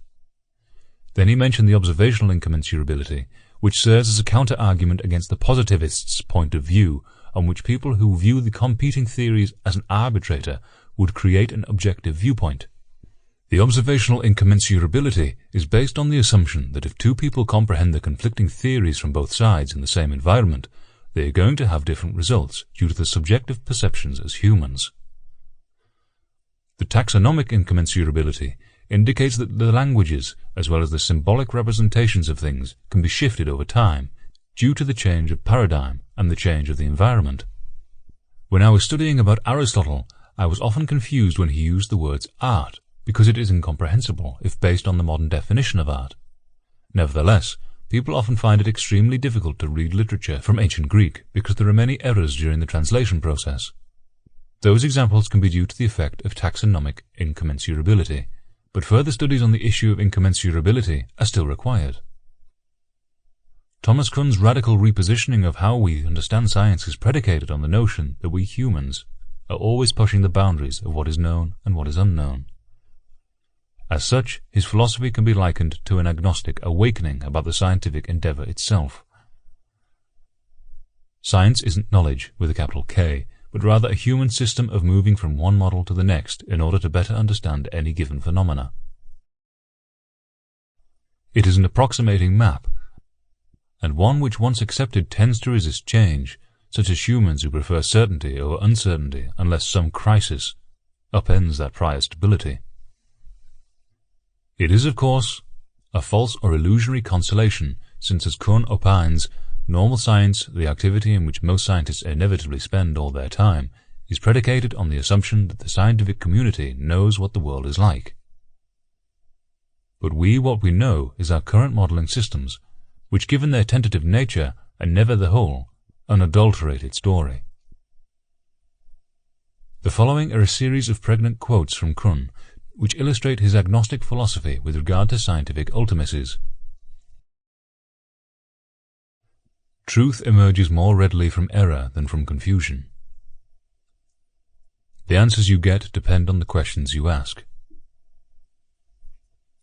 Under normal conditions, the research scientist is not an innovator, but a solver of puzzles, and the puzzles upon which he concentrates are just those which he believes can be both stated and solved within the existing scientific tradition. To reject one paradigm without simultaneously substituting another is to reject science itself. Unanticipated novelty, the new discovery, can emerge only to the extent that his anticipations about nature and his instruments prove wrong. Max Planck, surveying his own career in his scientific autobiography, sadly remarked that a new scientific truth does not triumph by convincing its opponents and making them see the light, but rather because its opponents eventually die, and a new generation grows up that is familiar with it. What man sees depends both upon what he looks and also upon what his previous visual conception experience has taught him to see. For some further reading: The Structure of Scientific Revolutions, The Essential Tension, and The Road Since Structure. Enrico Fermi, by Emica Sugtanasafon. Enrico Fermi was famous as an Italian physicist and the creator of the world's first nuclear reactor. He was born in Rome on September 29, 1901. His interests have always been physics and mathematics since he was young. The same goes for his brother, Giulio, who tragically died during a botched operation on his throat. After Fermi's brother passed away in 1915, Fermi decided to focus on scientific studies more seriously, to distract himself from thinking about his brother. There was once an entrance exam where Fermi's essays caught the examiner's eyes. The examiners agreed that it was as impressive as a PhD dissertation. Eventually, Fermi received his doctoral degree from Normale Supérieure in Pisa. In 1925, Fermi became a professor at the University of Florence. Professor Osso Mario Corbino, director of the Institute of Physics, helped Fermi choose his team with outstanding minds, which later became a famous group. Fermi and his wife Laura had 2 children, including a son, Giulio Fermi, and a daughter, Nella Fermi. Fermi later moved to New York with his wife and children because of the Italian fascist racial laws against his Jewish wife. He worked at Columbia University and moved to the University of Chicago later. During World War II, he was working on the Manhattan Project. Because of Fermi's stellar reputation, he was both a great theorist and a great experimenter. His name has been used for a variety of awards, grants, and buildings. Enrico Fermi eventually became enamored with working on neutron research. This became his focus after James Chadwick discovered neutrons in 1932. It was while working with neutrons that Fermi discovered radioactivity happened because the nucleus was unstable. It did not matter whether the process was artificial or natural. When Irene and Holyoake Curie achieved artificial activity using alpha particle bombardment before 1933, natural radioactivity was known to be possible based on the chain of daughter products of thorium and uranium series, such as radium and others. However, in artificial radioactivity, the balance is disturbed intentionally when a particle is sent. Fermi's experiments on slow neutrons, and showing what elements could be released and diagnosed, were useful despite their primitive nature, since they helped in understanding the structure of the nucleus. In one finding, Fermi discovered that the excess neutrons in the nucleus led to the emission of a beta particle. Fermi studied the phenomenon and came up with a theory of beta decay. While in the process, Fermi also found out about what was previously believed to be only a theoretic particle, aptly called the neutrino, which was a particle with zero charges and had negligible mass. It had been proposed earlier by Wolfgang Pauli, a distinguished physicist in his own right. He stated that neutrons decay into a proton to give out an electron.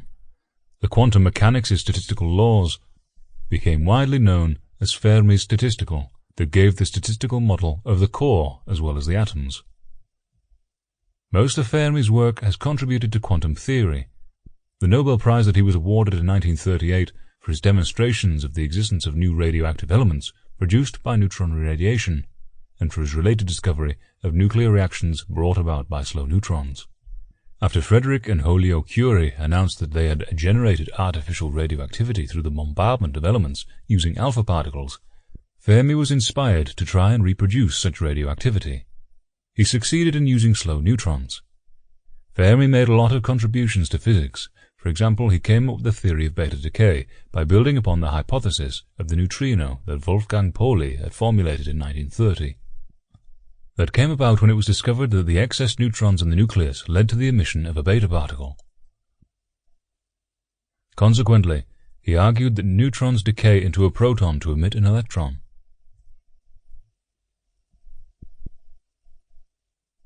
From 1924, Fermi knew how he could quantize atoms of particles. However, he still did not know how he could dispose of them in the energy by levels. There was a missing piece that later became known as the Pauli exclusion principle. In 1926, not long after he went back to the university, he discovered the quantum statistical laws known as the Fermi-Dirac statistics, since Paul Dirac also determined that independently about the same time Fermi had made those discoveries. The particles that are applied by Fermi statistics are known as fermions. Fermions are quite different from Bose-Einstein statistics, since two fermions cannot occupy a similar quantum state. Protons, electrons, as well as neutrons are only a few examples of the particles that are known as fermions.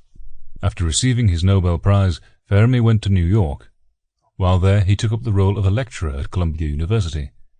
Since he was excited about the discovery of fission, he partook in the main fission test in the US a couple of weeks after he had arrived. Because the project was supported by funding from the US government's Uranium Committee, Fermi proceeded to carry out his research concerning the nuclear chain reactions. He did much of his work with the members of the Columbia University football team as his co-workers. He had recruited them to help him in building chain reaction piles of uranium and graphite. When the United States got into the Second World War, the uranium research was given a new urgency, and Fermi was instrumental in the early experiments. While there, he studied the essentials of pile operation, where he built a small experimental unit known as the Chicago Pile 1. The project was accelerated to critical in December 1942. It became the first controlled nuclear reaction that was self-sustained. After he achieved that success, he was recruited to take part in the Manhattan Project. It was a project that was meant to build the first atomic bomb. Since Fermi had been successful in creating nuclear reactors, the Manhattan Project was allocated funds more freely, so that the project could advance at a very rapid speed. Consequently, nuclear facilities were constructed at Oak Ridge, Hanford, and Tennessee. The critical assembly plant was also constructed in New Mexico. The project enlisted thousands of scientists from the United States. However, Fermi and Leo Szilard were considered to be the most important persons in the project. The project unveiled the production of chain reaction, and the two scientists were the first to achieve that goal. Despite the name, the project took place all over the United States, England, Canada, some areas of South Pacific, and the Belgian Congo. Fermi contributed significantly to nuclear and particle physics. His work in the field is seen when Fermi described to shift his career from the outer electron and focus on the nucleus of the atom. An example is the application of statistics in the atomic model. However, L. H. Thomas had already anticipated that while working independently. As such, they joined forces to form the Thomas Fermi atoms, which are used to provide good approximations in many problems. Its main aim was to calculate the density of the electronic cloud surrounding the nucleus, as an environment of completely degenerate gas of electrons, which is attracted by the nucleus. Fermi made many applications of the method to the X-ray, spectroscopy, to the periodic system of the elements, ions, and optical spectroscopy. Other studies in molecular and nuclear physics also followed. After Fermi realized that quantum mechanics had reached a certain maturity, he switched his attention to nuclear physics.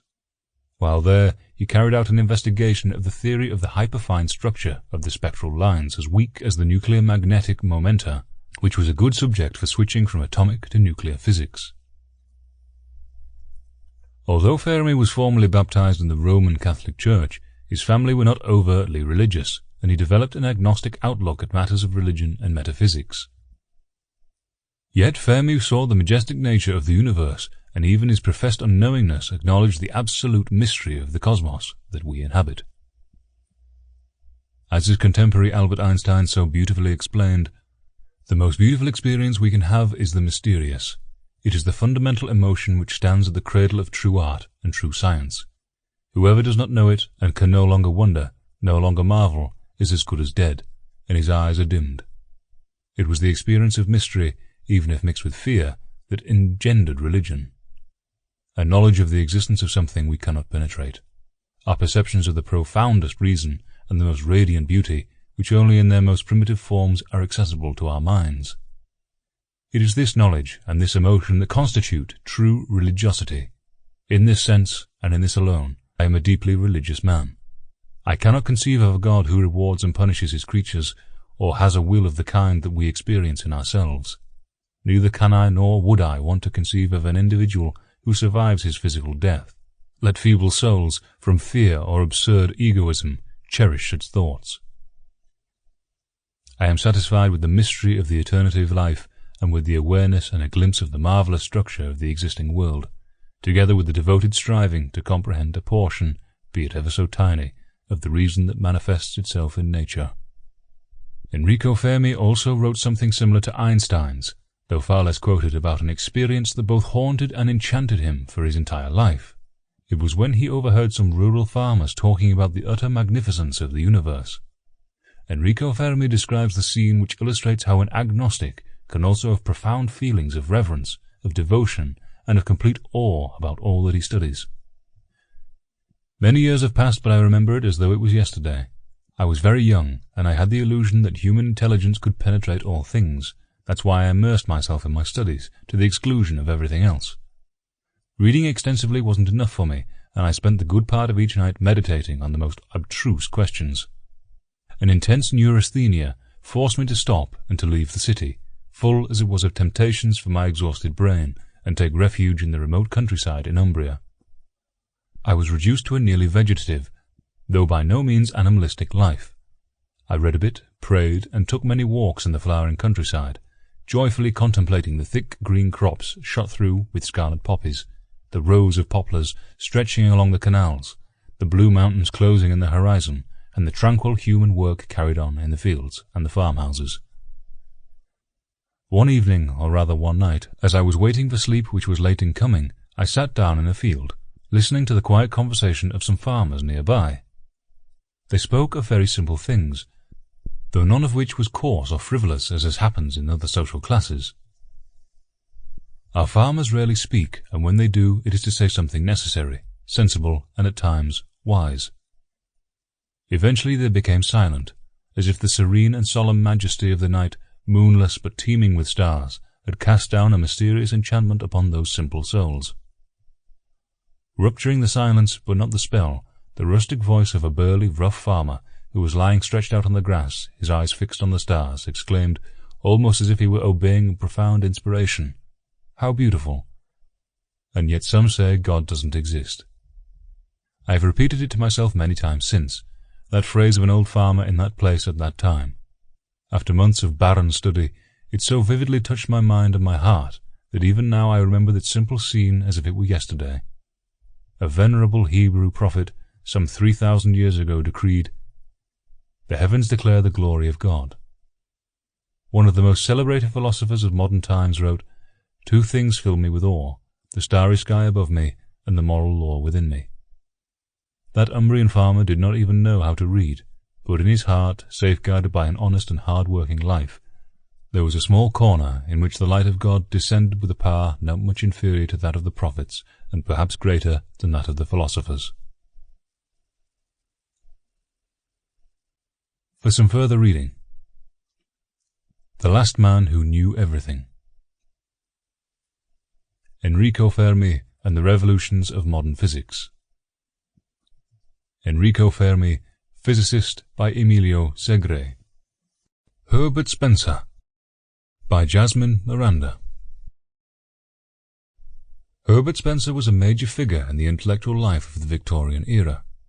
Spencer was known for his contributions to evolutionary theory and for applying it within his roles as a biologist, sociologist, philosopher, and psychologist. Spencer was best remembered for his doctrine of social Darwinism, which highlighted the principles of evolution and how it applies to human societies. As an intellectual educator, he was always fascinated with the importance of employing Darwinism to the social world. He was also focused on how governments rule, which eventually led him to advocate for the policies of laissez-faire, because it allowed for greater competition. Spencer was born on April 27, 1820, in Derby, England, and is the eldest of 8 other siblings. His parents were Quakers who believed in the light of God and that all human beings are equal and must be equally respected. Because of what his parents valued and dearly cherished, Spencer developed a fiercely independent mind at a young age. He was educated by his father, who was a professor and taught chemistry and physics.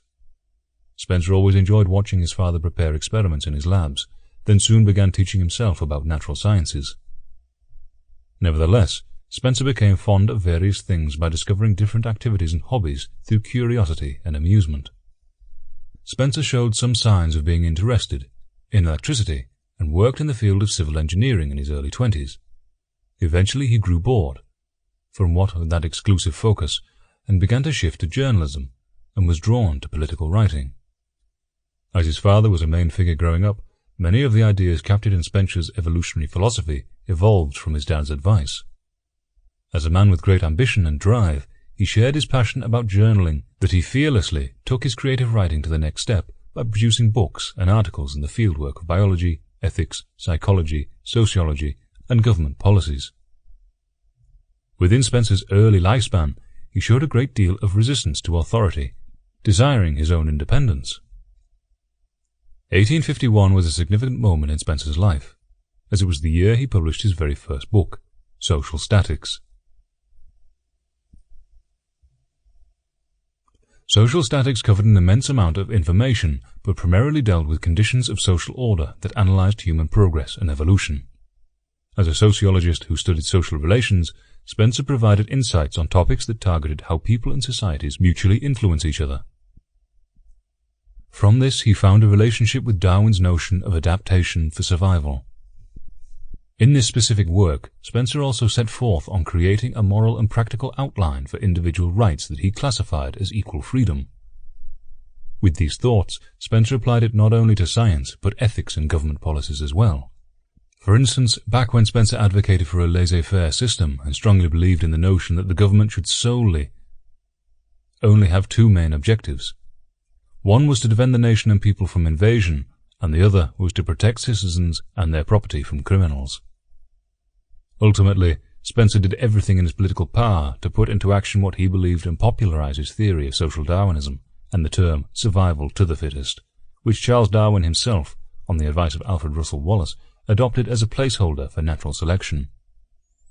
In addition, a system of synthetics philosophy is another famous work composed by Spencer that included a structured guideline constructed from his views in biology, sociology, politics, and ethics.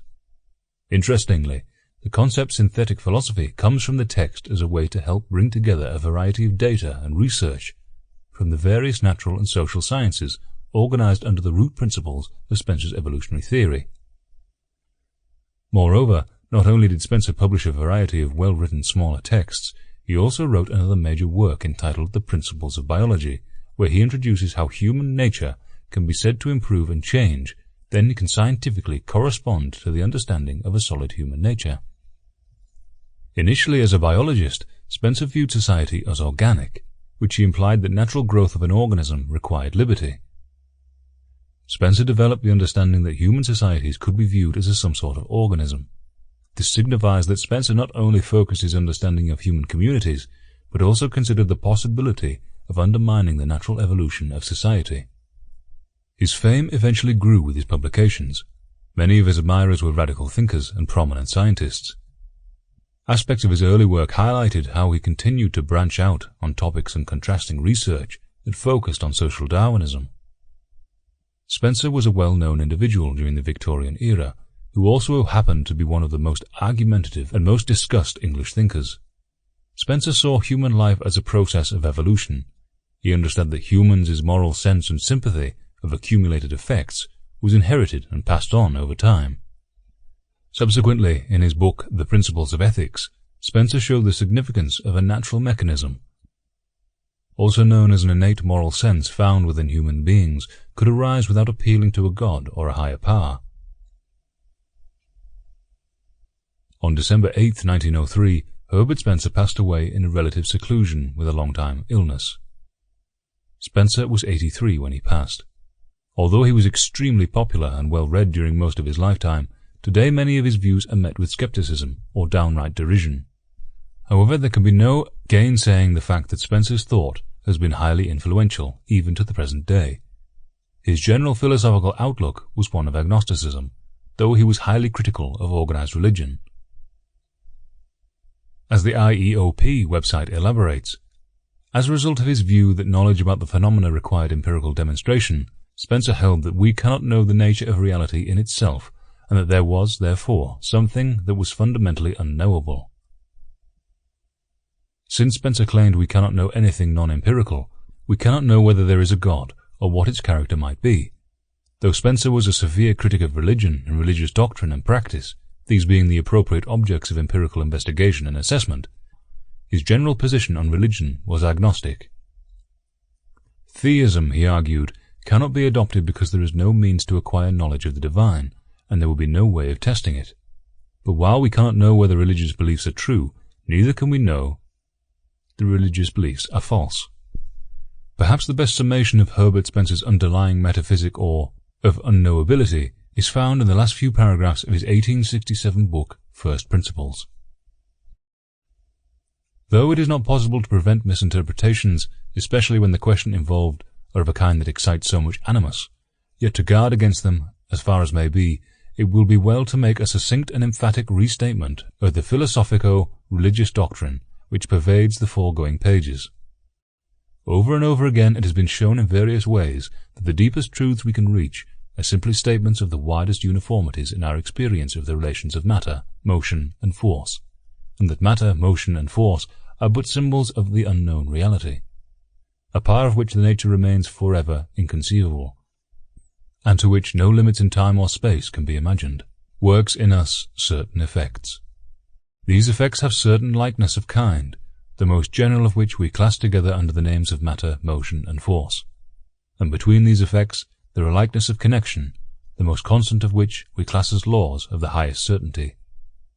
Analysis reduces these several kinds of effect to one kind of effect, and these several kinds of uniformity to one kind of uniformity, and the highest achievement of science is the interpretation of all orders of phenomena as differently conditioned manifestations of this one kind of effect, under differently conditioned modes of this one kind of uniformity.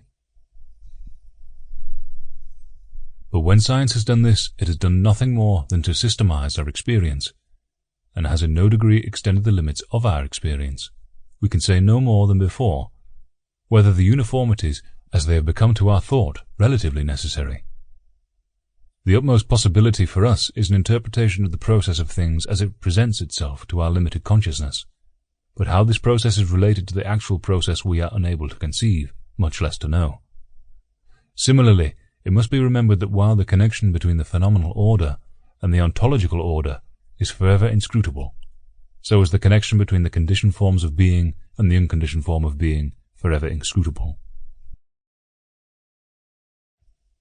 The interpretation of all phenomena in terms of matter, motion, and force is nothing more than the reduction of our complex symbols of thought to the simplest symbols, and when the equation has been brought to its lowest terms, the symbols remain symbols still. Hence the reasonings contained in the foregoing pages afford no support to either of the antagonist hypotheses respecting the ultimate nature of things. Their implications are no more materialistic than they are spiritualistic, and no more spiritualistic than they are materialistic. Any argument which is apparently furnished to either hypothesis is neutralized by as good an argument furnished to the other. The materialist, seeing it to be a necessary deduction from the law of correlation, that what exists in consciousness under the form of feeling is transformable into an equivalent of mechanical motion, and by consequence into equivalents of all the other forces which matter exhibits, may consider it therefore demonstrated that the phenomena of consciousness are material phenomena. But the spiritualist, setting out with the same data, may argue with equal conjonancy that if the forces displayed by matter are cognizable only under the shape of those equivalent amounts of consciousness which they produce, it is to be inferred that these forces, when existing out of consciousness, are of the same intrinsic nature as when existing in consciousness. And that so is justified the spiritualistic conception of the external world as consisting of something essentially identical with what we call mind. Manifestly, the establishment of correlation and equivalence between the forces of the outer and the inner worlds may be used to assimilate either to the other, according as we set out with one or other term. But he who rightly interprets the doctrine contained in this work will see that neither of these terms can be taken as ultimate. He will see that though the relation of subject and object renders necessary to us these antithetical conceptions of spirit and matter, the one is no less the other to be regarded as but a sign of the unknown reality which underlies both. For some further reading: The Man versus the State, The Philosophy of Style, and First Principles. David Hume by Nicole Cobar. If you have ever been really upset, you might have been told to calm down, and therefore being forced to suppress your emotions instead of experiencing them fully, or talking about them with someone else. The world we live in tends to embrace reason and logic, and shun the overly emotional. However, 18th century philosopher David Hume embraced emotions and questioned reason, even doubting most of what passed as human knowledge. Without a doubt, David Hume is one of the most well-known philosophers of his century. The Scottish writer was also a historian, economist, and essayist. He influenced another great philosopher at that time, Immanuel Kant, and the French sociologist and mathematician Auguste Comte, who later developed positivism. Hume is famous for being a skeptic. Skepticism is a school of thought in which philosophers question the certainty of knowledge. This school of thought questions all of human knowledge, leading to new conclusions on morality, ethics, religion, reason, and the idea of the self. Hume became very well known for questioning commonly held beliefs. One very popular belief that Hume questioned was the concept of personal identity. He doubted the idea of a core self. Instead, Hume thought that a person is not something that could be easily defined, but rather was a combination of perceptions. Hume said, "We are nothing but a bundle of perceptions which succeed each other with an inconceivable rapidity, and are in a perpetual flux and movement." This means that according to Hume, people are not set and defined, but rather are ever-changing based on how others perceive us, which can change with new ideas in morals and ethics. The problem of induction is an idea that has to do with the grounds on which we come to our beliefs, particularly about the basis of inductive inferences. Inductive inference is a process of reasoning where generalizations are made based on observations. This type of reasoning is seen a lot in science, where there is data and conclusions are drawn based on the data. Hume argued that humans are prone to inductive reasoning. We assume that because every fire we have touched is hot, this means that all fires we will ever touch will be hot. We assume that the earth will continue to revolve around the sun. Hume argues that making an inductive argument is merely a point of assumption by which to predict future events. When it comes to fires being hot, or earth revolving around the sun, these are generally considered good arguments because of predictive consistency. However, we carry this with us into the areas of life where inductive reasoning makes less sense. For example, you are given a bag of coins, and pull 3 coins out of the bag. Each coin you pull is a penny. Based on the fact that you've pulled only pennies from the bag, you might assume that the bag is filled only with pennies, and expect to pull a 4th penny from the bag. While it makes sense to assume, based on past experience, that you will pull a 4th penny from the bag, there is no way of truly knowing. You cannot be certain. This is Hume's problem with induction. If humans always use induction to come to conclusions, then there is little certainty in our conclusions.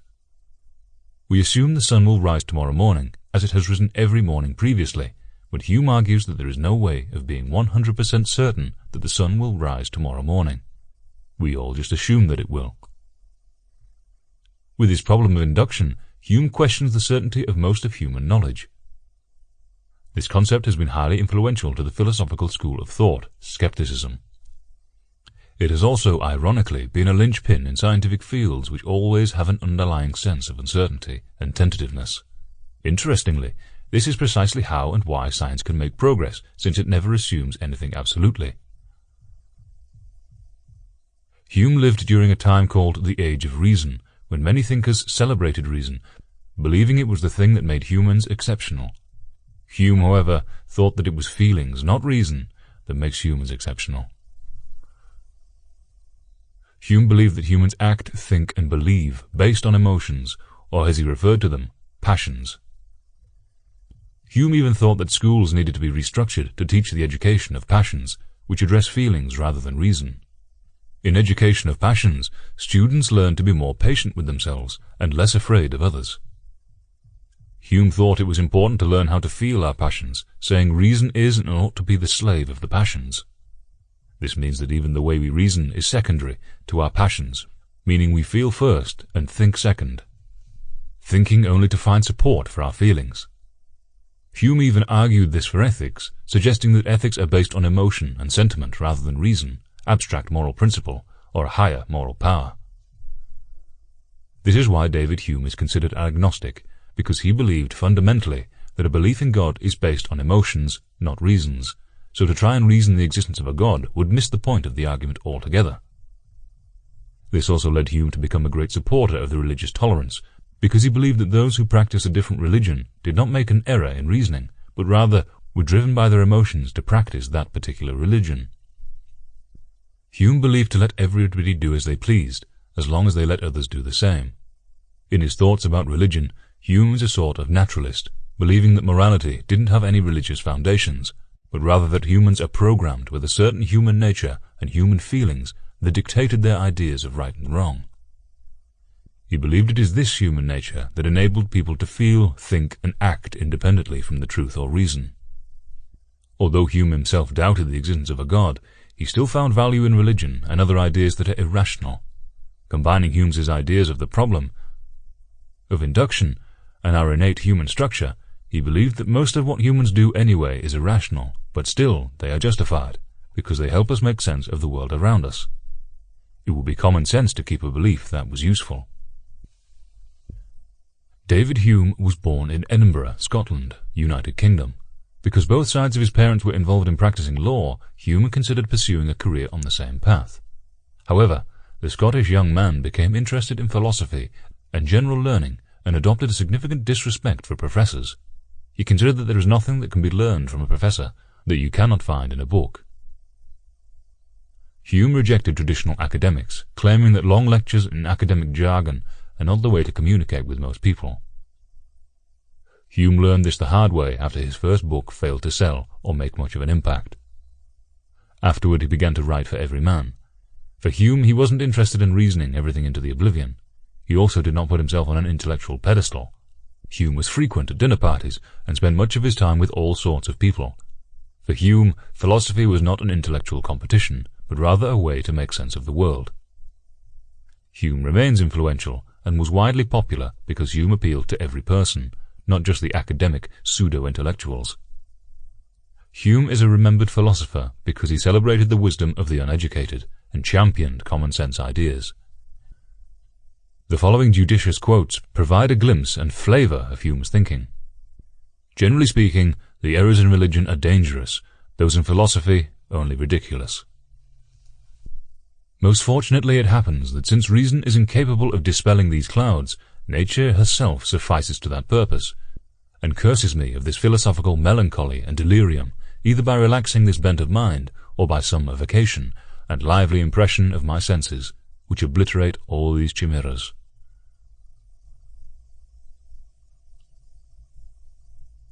I dine, I play a game of backgammon, I converse, and am merry with my friends, and when after 3 or 4 hours of amusement I would return to these speculations, they appear so cold and strained and ridiculous that I cannot find in my heart to enter into them any farther. It is an absurdity to believe that the deity has human passions, and one of the lowest of human passions a restless appetite for applause. Reason is and ought only to be the slave of the passions, and can never pretend to any other office than to serve and obey them. Does a man of sense run after every silly tale of hobgoblins or fairies, and canvass particularly the evidence? I never knew anyone that examined and deliberated about nonsense who did not believe it before the end of his inquiries. No testimony is sufficient to establish a miracle unless the testimony be of such a kind that his falsehood will be more miraculous than the fact which it endeavours to establish. The identity that we ascribe to things is only a fictitious one established by the mind, not a peculiar nature belonging to what we're talking about.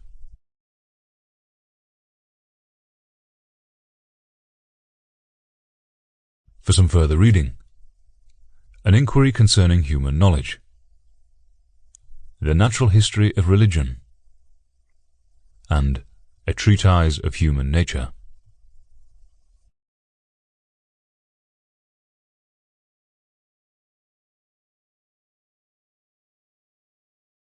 G. E. Moore, by Felicia Jacobus. Born on November 4, 1873 in London, England, George Edward Moore was an influential and important British philosopher of the first half of the 20th century. Moore's systematic approach towards ethical problems and outstandingly detailed perspective in regards to philosophy made him an exceptional British thinker. Moore, along with 2 other philosophers, Bertrand Russell and Ludwig Wittgenstein, as the founders of the analytical approach and tradition in philosophy. He is also well known for breaking away from the popular absolute idealism, and was an advocate and defender of the common sense approach to philosophy, as well as intuitionism in ethics. G. E. Moore grew up in South London, where he and his siblings were taught at a very young age to read, write, study music, and speak French. At the age of 8, Moore attended school at Dulwich College, where he studied the classics in Greek and Latin. In 1892, at the age of 18, Moore attended Trinity College, Cambridge, to further study classics, but became intrigued by the study of philosophy. He then met fellow student Bertrand Russell, where the two became lifelong friends, together forming a philosophical alliance. After graduating in 1896, Moore was elected to a fellowship at Trinity College, and after a lectureship in 1911. In 1921, he became the editor of The Mind, the leading British philosophical journal, and a professor at Cambridge in 1925. Together with Russell and Wittgenstein, Cambridge became one of the most prominent centres of philosophy in the world, marking the golden age of Cambridge philosophy. Best known today for his influential work in the defence of ethical non-naturalism in the field of ethics and the common sense approach, Moore started off with the belief in a British idealism under the influence of F. H. Bradley and John McTaggart. Moore even submitted a dissertation on the metaphysical basis of ethics, where he acknowledges Bradley's belief system and presents an idealistic ethical theory. This was assumed to be the precursor of his famous claim to the naturalistic fallacy, which is the assumption that if something is natural, it must be considered good. Although in the end, Moore came to reject the idea of idealism, Moore's early idealist enthusiasm seems to have had a great impact on his future, more concrete thoughts. One of Moore's many achievements is his book titled Principia Ethica, published in 1903. The first 3 chapters of the book are mostly composed of his 1898 series of lectures on the elements of ethics, whereas the last 3 chapters were mostly new material. The book also contains the famous claim mentioned earlier, called the naturalistic fallacy, which is considered the core of the book. More's arguments are related to the Scottish philosopher David Hume. Hume mentioned the is-ought fallacy, a fallacy that asserts situations when statements of facts jump to statements of value without any plausible reason. In the case of nature, jumping from is to ought will raise the question whether something that is done of unnatural means is ought to be considered bad, because it is against nature. More claimed that arguments that involve naturalistic terms such as pleasant, satisfying, or healthy to make ethical claims were unsound. The naturalistic fallacy argues that not all things that are unnatural are unethical. Humans act against nature all the time, for example vaccinations, medicine, electricity, and so forth. This does not mean that those things that humans do are unethical. He insists that goodness is indefinable and unanalyzable, and that ethics is actually an autonomous science, irreducible to nature. Claims that involve such naturalistic terms are not considered as claims that are true by definition, because its truth remains as an open question, meaning that people can doubt such claims because it is simply objective, which would have been impossible if it were truly a fact. His most famous criticisms of idealism are also contained in his paper The Refutation of Idealism in 1903. More argues that arguments of the idealist thesis that reality is spiritual are based on claims that are flawed. That being said, More is not refuting the idealist thesis, but rather the argument that it implies. Even by proving his point of the flawed arguments, he claimed to not have proved anything about the universe in general. More says, I shall only attempt to arrive at the truth about a matter, which is in itself quite trivial and insignificant, and from which, so far as I can see, and certainly so far as I shall say, no conclusions can be drawn about any of the subjects about which we most want to know. More admitted that he himself cannot argue about the truth whether reality is indeed spiritual or not. Even so, More did refute the idea of idealism, that the object of experience is inconceivable, apart from the subject, and that it is important to clearly make a distinction between the mind and its objects that are encountered in connection with meaning. He makes an example of the color yellow that is clearly apart from the sensation of yellow, and that is because it is so identical. It is sometimes difficult to distinguish the two. Aside from ruling out idealism, More also denied the approach of skepticism, specifically metaphysical skepticism, a type of skepticism that believes that the beliefs that are in question are false. Such skeptics might argue that those beliefs are internally incoherent and contradictory. These kinds of skeptics might also present independent arguments and contradict the claims of such beliefs. The external world is defined as the world that contains all the objects and events, whose existence is accepted by the human mind, but which exists independently of the mind. More argued that for an agent to know if something is true, the agent must have evidence that rules out the possibility that it is false. Following that statement, More stated that the only evidence about the external world is sensory evidence about how things appear. Although there is no existing external thing presented in this case, such things are still possible. Therefore, he concluded that there is no evidence that rules out the possibility that external things do not exist. More asserted three criteria for a good argument. The premises must be different from the conclusion, and the conclusion must follow the premises, and the premises must be known to be true. More concluded in his overall argument that we cannot insist that knowledge is 100% certainty, and that certainty is in itself too strict. If people were to demand absolute certainty for knowledge, then we would know very little about it. In conclusion to the overall idea of More's arguments in respect to philosophy, one must admit that one does not know anything, and therefore cannot prove that something does or does not exist without any cogent or strong evidence proving otherwise. More's inspiring legacy is primarily a collection of arguments, puzzles, and challenging thoughts and perspectives. His final conclusions and statements might not be the most satisfying, but More was known for his unique and intellectual approaches towards problems, changing the course and touch in the world of British philosophy. The brilliant philosopher decided to remain in Trinity College, Cambridge, and teach there for the rest of his career life. More died in Cambridge in 1958 and was remembered by friends and colleagues as a man of great character.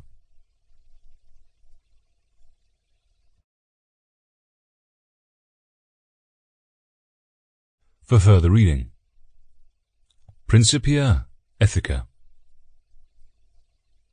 The Refutation of Idealism, and The Nature of Judgment. Karl R. Popper by Melody Lee. Sir Karl Raymond Popper was an Austrian-born British philosopher who became one of the most influential philosophers of science by making significant contributions to debates of general scientific methodology and theory choice. He promoted falsifiability as a necessary criterion of empirical statements in science. Popper's early work revolved around solving the problem of demarcation and offering a clear criterion that distinguished scientific theories from metaphysical or mythological claims. Popper was born on July 28, 1902, in Vienna, Austria. His parents were of Jewish origin and brought him up in an atmosphere which Popper himself later described as decidedly bookish. His father was a lawyer, but also had an interest in philosophy, and even communicated the importance of social and political issues to his son. His mother educated Popper with a passion for music, so much so that he almost considered it as a career, and even chose the history of music as a second subject for his PhD. His love for music became one of the inspirational forces in the development of his thought, and manifested itself in a highly original interpretation of the relationship between dogmatic and critical thinking. He was even qualified to teach mathematics and physics in secondary school in 1929, after obtaining a primary school teaching diploma in 1925. He focused on mathematics and theoretical physics in 1918 at the University of Vienna. 10 years later, he received a PhD in philosophy after writing his dissertation on the problem of method in the psychology of thinking. His dissertation was primarily about the psychology of thought and discovery.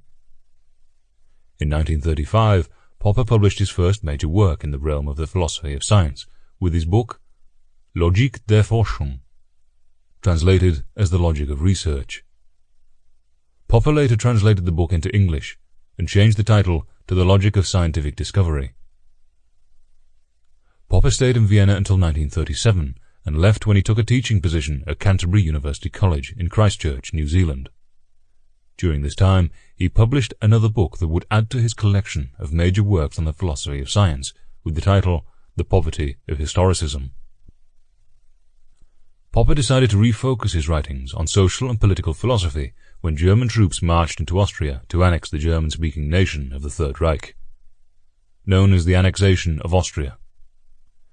From this he published The Open Society and Its Enemies in 1945, as a critique of a political system or form of government that bans opposition parties, also known as totalitarianism. A year after, he moved to England to teach as a professor of logic and scientific method at the London School of Economics. Karl Popper's two most influential works included The Logic of Scientific Discovery, published in 1959, and Objective Knowledge, published in 1972. The Logic of Scientific Discovery is an analysis of scientific thinking through the eyes of Karl Popper himself, and investigates where scientific findings fit within the realm of philosophy. He does so by examining what differentiates true knowledge from false knowledge. He discusses his method for testing theories, known famously today as falsifiability. Popper directly and repeatedly rejects induction as a viable scientific method, and tests the application of his principles on problems associated with probability.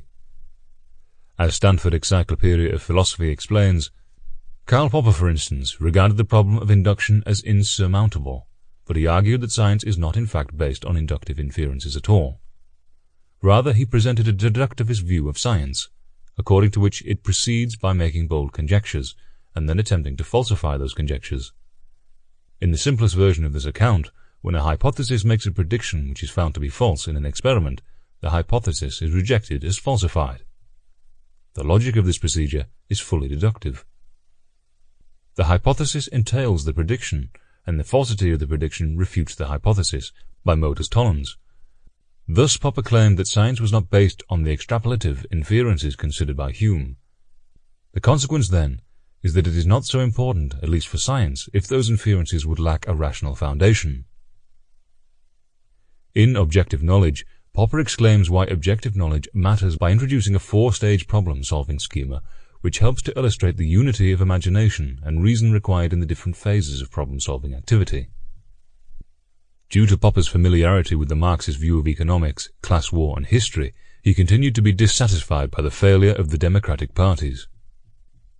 In Popper's eyes, Marxism was initially scientific, but with predictions that were not proven.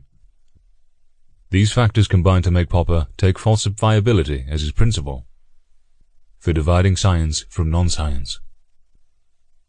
Popper represented that the central problem in the philosophy of science is demarcation. Demarcation is the action of fixing the boundary or limits of something, for example, distinguishing between science and what he termed as non-science.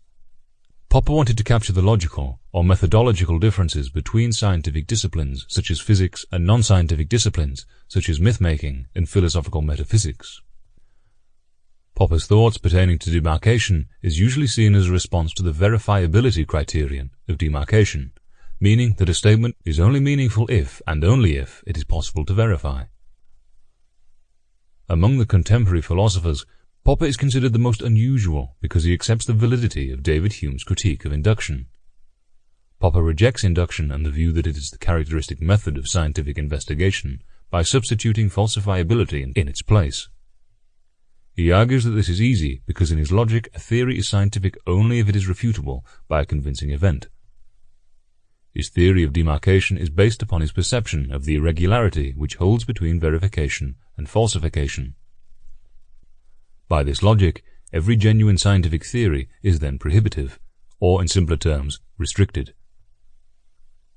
Popper has always preached the distinction between the logic of falsifiability and its applied methodology. An example of the logic is simply that if an iron metal is unaffected by a magnetic field, this does not mean that all iron metals are unaffected by magnetic fields. So a scientific law is falsifiable, although it is not verifiable. Methodologically, it is more complex. This states that no observation is free from the possibility of error, but at the same time we may question whether our experimental result was what it appeared to be. One of his principal contributions to the philosophy of science rests on his rejection of the inductive method in the empirical sciences. In the traditional sense, a scientific hypothesis can be tested and verified by obtaining the repeated outcome of substantiating observations. However, Popper argued that hypotheses are deductively validated by what he called the falsifiability criterion. The criterion of falsifiability is a standard of evaluation of the commonly believed scientific theories. Popper's principle of falsifiability defines the inherent testability of any scientific hypothesis. Falsifiability is the assertion that for any hypothesis to have credit, it must be disprovable before it can become accepted as a true scientific hypothesis or theory. Although Popper's opinion of scientific methodology was extremely persuasive, there were still lots of objections. One criticism of falsificationism involves the relationship between theory and observation. Others argue that observation is itself strongly theory-laden. A second criticism of falsifiability says that falsification fails to provide an accurate picture of scientific practice. For example, many historians and philosophers of science have argued that scientists only give up their theories when they are faced with failed predictions. Upon the topic of human knowledge, Popper claims that the growth of human knowledge proceeds from our problems and from our attempts to solve them. Popper argues that the only technique suitable for the scientific method is deductive testing of theories. Within deductive procedure, conclusions are inferred from a hypothesis.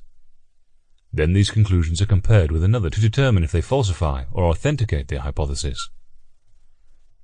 These conclusions are not directly compared with facts, because by Popper's logic, there are no pure facts.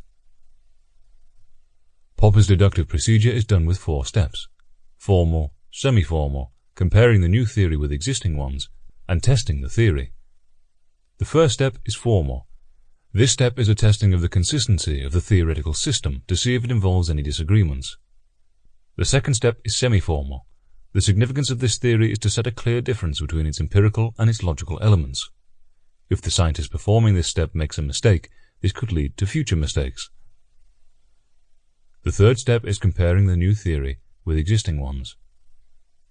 The fourth and final step is testing the theory by the empirical application of conclusions taken from it. If the conclusions are true, then the theory is confirmed, but never verified. If the conclusion is false, then the theory cannot be completely correct, or falsified.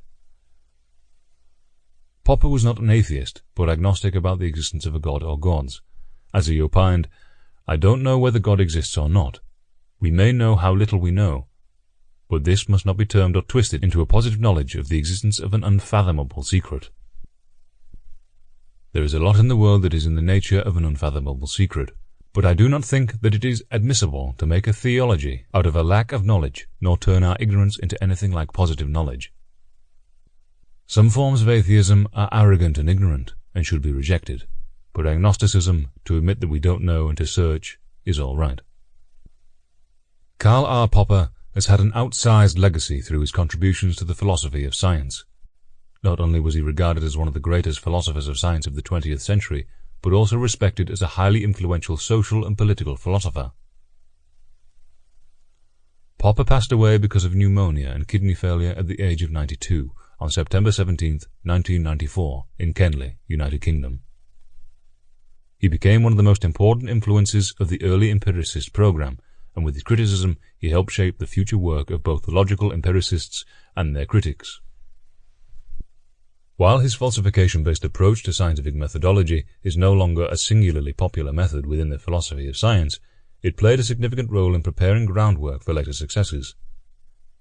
Popper's work is in numerous works within the philosophy of science and has continued to influence contemporary researchers. For some further reading: The Paradox of Karl Popper, A Doctrine Against Doctrinaires, The Enduring Radical Modesty of Karl Popper. And finally, Karl Popper's Falsification. Bertrand Russell, by Cheryl Lynn. Born on May 18, 1872 in Trellick, United Kingdom, Bertrand Arthur William Russell, known simply as Bertrand Russell, was a well-known British philosopher, mathematician, logician, and political activist. By the young age of 4, Russell had lost his mother, father, and sister, which left him and his brother in his grandmother's care. Although Russell's grandmother had raised him to be a Christian, he later abandoned the religion. Russell's approach to religion falls into 4 categories. He criticized arguments that favor the existence of God. His observations of religion resulted in the conclusion that religion had historically stunted the advancement of knowledge and supported theories of morality that are more harmful than beneficial. And he analyzed religion as a mode of feeling rather than just a body of belief. In a time where people were told that in order to have serious discussions of religion, they had to have an in-depth knowledge of Latin and church history, Russell provided them with the opportunity to better understand religion by discussing it in a plain language. This resulted in the mass realization that each individual was entitled to their own views and beliefs. In addition, arguments from religious authorities became less influential. Although the Nobel Prize Committee stated that Russell had won in recognition of his varied and significant writings in which he champions humanitarian ideals and freedom of thought, Russell believes that he had won the Nobel Prize due to his book, Marriage and Morals, which was an anti-religious book.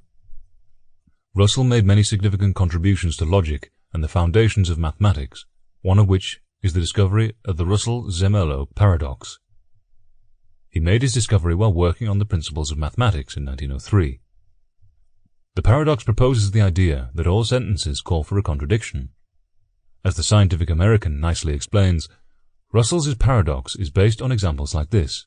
Consider a group of barbers who shave only those men who do not shave themselves.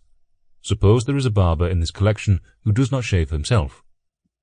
Then by the definition of the collection, he must shave himself. But no barber in the collection can shave himself. If so, he would be a man who does not shave men who would shave themselves. If so, he would be a man who does shave men who shave themselves. Seemingly, any description of X could fill the space after the colon. But Russell, and independently Ernst Zermelo, noticed that X equals A in A that is not in A. This leads to a contradiction in the same way as the description of the collection of barbers.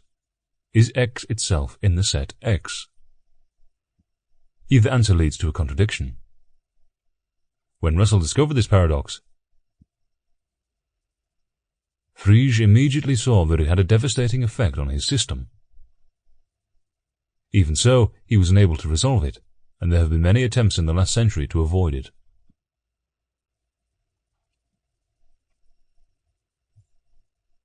Between 1903 and 1908, while developing his theory of types, Russell had a response to the paradox. In 1908, Russell further developed his theory of types in his article Mathematical Logic Based on the Theory of Types. The theory recognizes that there are two versions, one of which is attacked for being too weak and the other for being too strong. Russell indicated that it was unlikely that any one solution would resolve all known paradoxes. Russell went about philosophy the same way he did the foundations of mathematics. He wanted to use logic to clarify issues in philosophy. Russell was one of the founders of analytic philosophy and made significant contributions to many different areas, including metaphysics, ethics, political theory, and epistemology. Russell believes that it is the philosopher's duty to find a logically ideal language that is capable of portraying the world in a way where people will not be accidentally misled by imprecise natural language. In 1911, Russell wrote, "Can human beings know anything, and if so, what and how?" This question is really the most essentially philosophical of all questions. Russell's response to this question contained two parts. It was partially metaphysical and partially epistemological. From the epistemological perspective, Russell argues that it is crucial to be able to define any questionable entity in terms of another entity whose existence is more certain. For the metaphysical perspective, Russell developed his well-known theory of logical atomism, which is the idea that the world consists of a complex of logical atoms and their relations and properties. Russell's view in regards to the centrality of scientific knowledge and the importance of the existence of an underlying methodology, common to philosophy and science, unites his contributions to epistemology and metaphysics. At the core of Russell's philosophical method was the production and development of hypotheses from the analyzation of evidence. Russell wanted to emphasize the scientific method in philosophy. From Russell's perspective, the only difference between philosophy and science is the generality and the priority of philosophical statements rather than the methodology of the discipline. Russell believed that, similar to mathematics, the advancement of analysis depends on the application of logical machinery. A famous example of Russell's analytic method is denoting phrases. These are phrases that include both definite descriptions and proper names. The idea states that every denoting phrase referred to an existing entity.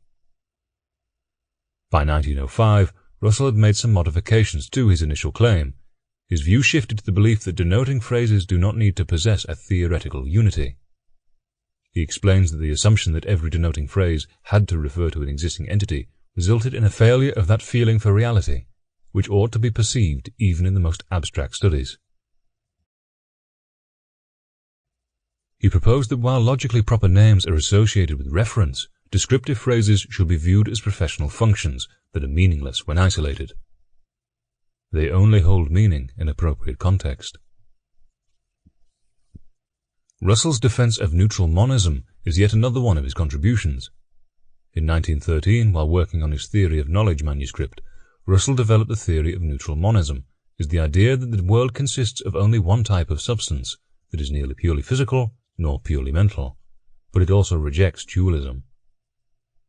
Unlike idealism, the belief that nothing exists beside the mental, or physicalism, the belief that nothing exists besides the physical, neutral monism believes that a single existing substance can be perceived as mental in some contexts and physical in others. Even decades later, in 1964, Russell's belief of neutral monism had not changed. There are three main reasons as to why Russell had significant social influence. The first reason was that he was constantly taking part in social activism. The second reason was that he had done a lot of writing about the social and political issues during the time, in addition to theoretical concerns. The third reason came from his popularization of many technical writings about philosophy and natural sciences. Russell saw the connection between education and social progress. He stated that education is the key to the new world. This is partially due to our desire to understand nature, but also our desire to understand each other. The connection between Russell's theoretical work and his political activism was controversial, especially because Russell himself claimed that there was no momentous connection between his philosophical work and political activism. After leading a remarkable life and leaving a lasting influence on the world, Bertrand Russell passed away on February 2, 1970, in Wales. On top of his abundant amount of influence in the areas of mathematics, politics, and philosophy, although he considered himself more of an author than philosopher, Russell achieved much more. He led many lectures all over the United States and around Europe, visited a handful of different countries, and received many awards and recognitions. From being married 4 times to being imprisoned twice, to being defeated 3 times while running for Parliament, to winning a Nobel Prize, Bertrand Russell lived quite an eventful life. I think to best understand Russell's philosophical views regarding metaphysics and God, it is important to look back to his extended 1953 interview on agnosticism. It is so worthy, in fact, that I have included the entire excerpt, since it reveals so clearly the brilliance of Russell's mind and his rapier-like wit.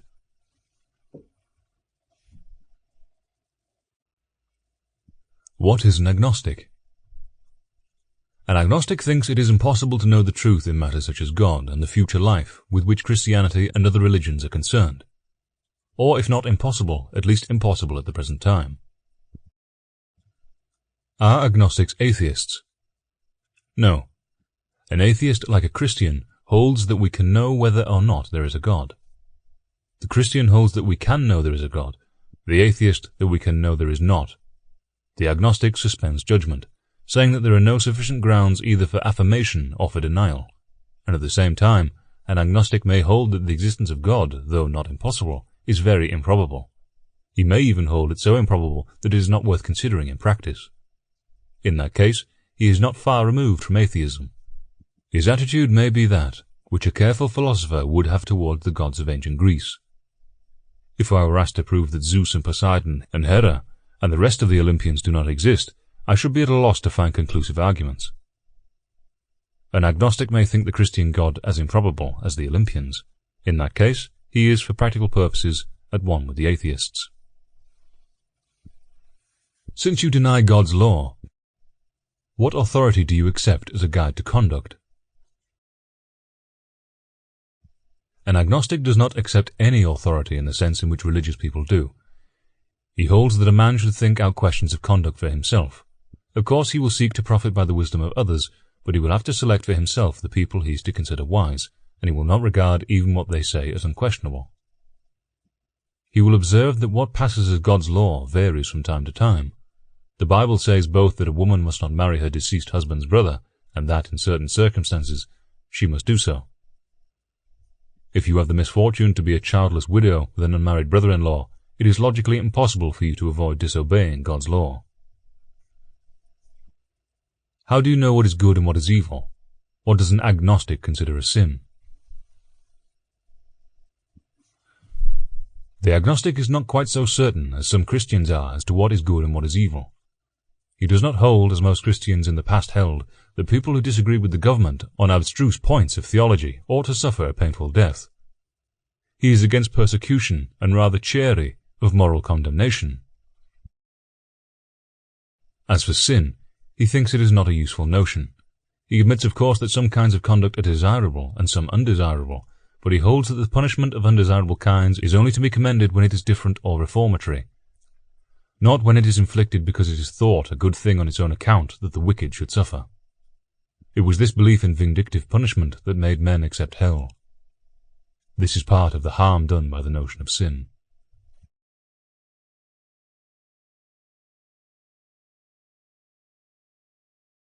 Does an agnostic do whatever he pleases? In one sense, no. In another sense, everyone does what he pleases. Suppose, for example, you hate someone so much that you would like to murder him. Why do you not do so? You may reply, because religion tells me that murder is a sin. But as a statistical fact, agnostics are not more prone to murder than other people, in fact, rather less so. They have the same motives for abstaining from murder as other people have. Far and away the most powerful of these motives is the fear of punishment. In lawless conditions, such as a gold rush, all sorts of people will commit crimes, although in ordinary circumstances they would have been law-abiding. There is not only actual legal punishment, there is the discomfort of dreading discovery, and the loneliness of knowing that, to avoid being hated, you must wear a mask with even your closest intimates. And there is also what may be called conscience. If you ever contemplated a murder, you would dread the horrible memory of your victim's last moments or lifeless corpse.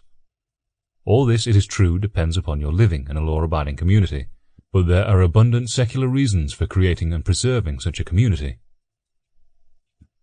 I said that there is another sense in which every man does as he pleases. No one but a fool indulges every impulse, but what holds a desire in check is always some other desire. A man's antisocial wishes may be restrained by a wish to please God, but they may be also restrained by a wish to please his friends, or to win the respect of his community, or to be able to contemplate himself without disgust. But if he has no such wishes, the mere abstract concepts of morality will not keep him straight. How does an agnostic regard the Bible? An agnostic regards the Bible exactly as enlightened clerics regard it. He does not think that it is divinely inspired. He thinks its early history legendary, and no more exactly true than that in Homer. He thinks its moral teaching sometimes good, but sometimes very bad. For example, Samuel ordered Saul in a war to kill not only every man, woman, and child of the enemy, but also the sheep and the cattle. Saul, however, let the sheep and the cattle live, and for this we are told to condemn him. I have never been able to admire Elisha for cursing the children who laughed at him, or to believe that a benevolent deity would send 2 she-bears to kill the children.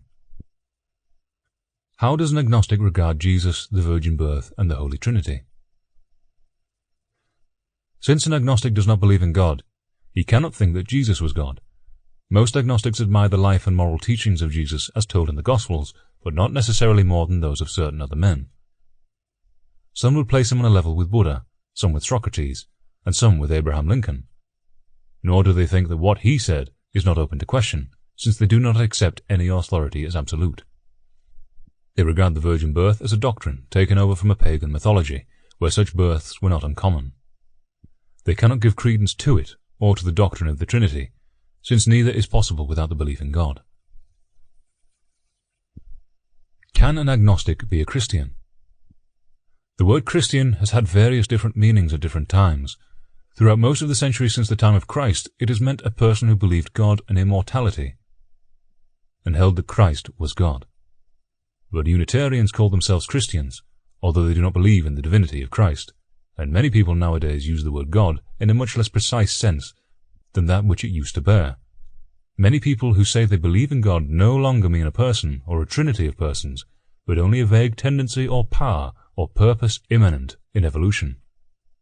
Others, going further still, mean by Christianity merely a system of ethics which, since they are ignorant of history, they imagine to be characteristic of Christians only. When in a recent book I said that what the world needs is love, Christian love, or compassion, many people thought this showed some changes in my views, although in fact I might have said the same thing at any time. If you mean by Christian a man who loves his neighbour, who has wide sympathy with suffering, and who ardently desires a world free from cruelties and abominations, which at present disfigure it, then certainly you will be justified in calling me a Christian. And in this sense I think you will find more Christians among agnostics than among the orthodox. But for my part, I cannot accept such a definition. Apart from other objections to it, it seems rude to Jews, Buddhists, Mohammedans, and other non-Christians, who, so far as history shows, have been at least as apt as Christians to practice the virtues which some modern Christians arrogantly claim as distinctive of their own religion. I think also that who call themselves Christians in an earlier time, and a great majority of those who do so at the present day, would consider that belief in God and immortality is essential to a Christian. On these grounds, I should not call myself a Christian, and I should say that an agnostic cannot be a Christian. But if the word Christianity comes to be generally used to mean merely a kind of morality, then it will certainly be possible for an agnostic to be a Christian.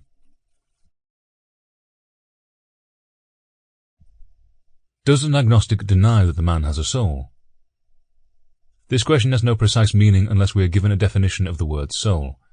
I suppose what is meant is, roughly, something non-material, which persists throughout a person's life and even, for those who believe in immortality, throughout all future time. If this is what is meant, an agnostic is not likely to believe that a man has a soul. But I must hasten to add that this does not mean that an agnostic must be a materialist. Many agnostics, including myself, are quite as doubtful of the body as they are of the soul, but this is a long story, taking one into difficult metaphysics. Mind and matter alike, I should say, are only convenient symbols in discourse, not actually existing things. Does an agnostic believe in a hereafter, in heaven or hell? The question whether people survive death is one as to which evidence is possible. Physical research and spiritualism are thought by many to supply such evidence. An agnostic as such does not take a view about survival unless he thinks that there is evidence one way or the other. For my part, I do not think there is any good reason to believe that we survive death, but I am open to conviction if adequate evidence should appear. Heaven and hell are a different matter. Belief in hell is bound up with the belief that a vindictive punishment of sin is a good thing, quite independently of any reformative or deterrent effect that it may have. Hardly an agnostic believes this.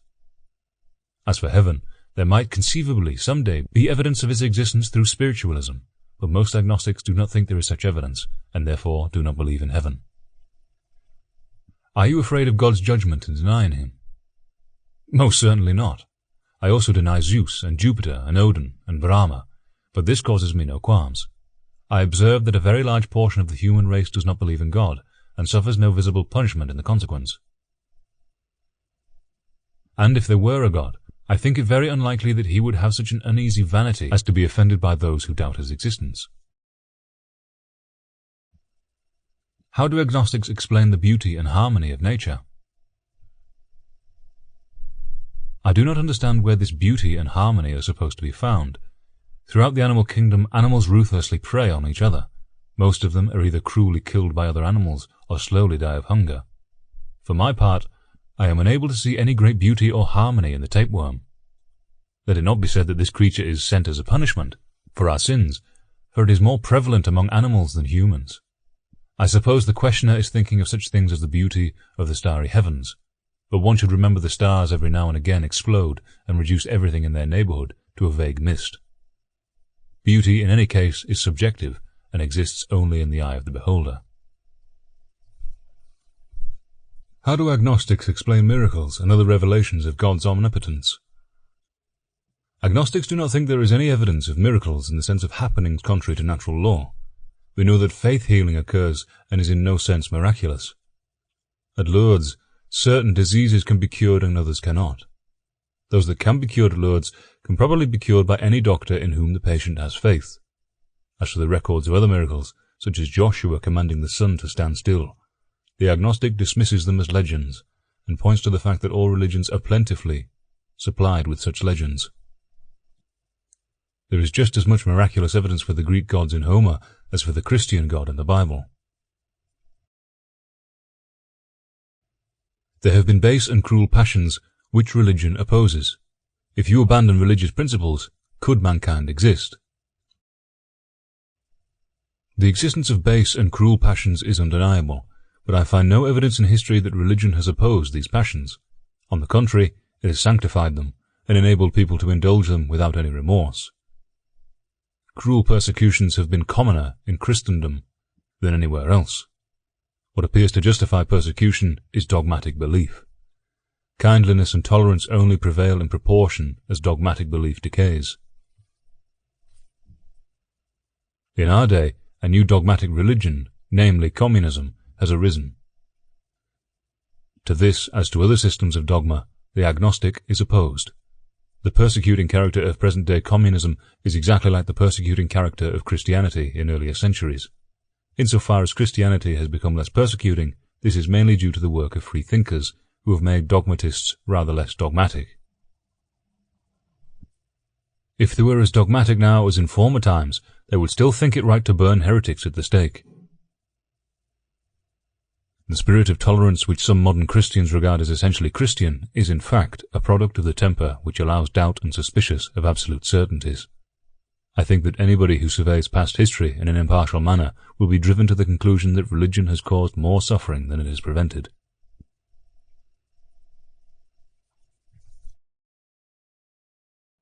What is the meaning of life to the agnostic? I feel inclined to answer by another question. What is the meaning of life? I suppose what is intended is some general purpose, but I do not think that life in general has any purpose. It just happened. But individual human beings have purposes, and there is nothing in agnosticism to cause them to abandon these purposes. They cannot, of course, be certain of achieving the results at which they aim, but you would think ill of a soldier who refused to fight unless victory was certain. The person who needs religion to bolster up his own purposes is a timorous person, and I cannot think as well of him as the man who takes his chances, while admitting that defeat is not impossible. Does not the denial of religion mean the denial of marriage and chastity? Here again one must reply by another question. Does the man who asks this question believe that marriage and chastity contribute to earthly happiness here below, or does he think that while they cause misery here below, they are to be advocated as means of getting to heaven? The man who takes the latter view will no doubt expect agnosticism to lead to a decay and what he calls virtue. But he will have to admit that what he calls virtue is not what ministers to the happiness of the human race while on earth. If on the other hand he takes the former view, namely that there are terrestrial arguments in favour of marriage and chastity, he must also hold that these arguments are such as should appeal to the agnostic. Agnostics as such have no distinctive views about sexual morality, but most of them would admit that there is valid arguments against the unbridled indulgence of sexual desires. They would derive these arguments, however, from terrestrial sources and not from supposed divine commands. Is not faith in reason alone a dangerous creed? Is not reason imperfect and inadequate without spiritual and moral law? No sensible man, however agnostic, has faith in reason alone. Reason is concerned with matters of fact, some observed, some inferred. The question whether there is a future life and the question whether there is a God concerns matter of fact, and the agnostic will hold that they should be investigated, in the same way as the question, will there be an eclipse of the moon tomorrow? But matters of fact alone are not sufficient to determine action, since they do not tell us what ends we ought to pursue. In the realm of ends, we need something other than reason. The agnostic will find his ends in his own heart, and not in an external command. Let us take an illustration. Suppose you wish to travel by train from New York to Chicago. You will use reason to discover when the trains run. And a person who, though that there was some faculty of insight or intuition enabling him to dispense with the timetable, will be thought rather silly. But no timetable will tell him that it is wise. He will have to take account of further matters of fact. But behind all matters of fact, there will be the ends that he thinks fitting to pursue, and these, for an agnostic, as for other men, belong to a realm which is not that of reason, though it should be in no degree contrary to it. The realm I mean is that of emotion and feeling and desire.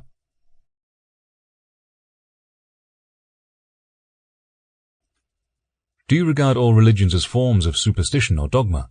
Which of the existing religions do you most respect, and why? All the great organized religions that have dominated large populations have involved a greater or less amount of dogma, but religion is a word of which the meaning is not very definite.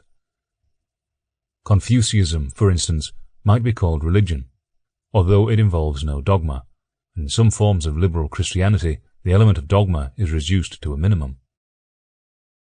Of the great religions of history, I prefer Buddhism, especially in its earliest forms, because it has the smallest element of persecution. Communism, like agnosticism, opposes religion. Are agnostics communists? Communism does not oppose religion. It merely opposes the Christian religion, just as Mohammedanism does. Communism, at least in the form advocated by the Soviet government and the Communist Party, is a new system of dogma of a peculiarly virulent and persecuting sort. Every genuine agnostic must therefore be opposed to it. Do agnostics think that science and religion are impossible to reconcile? The answer turns upon what is meant by religion. If it means merely a system of ethics, it can be reconciled with science.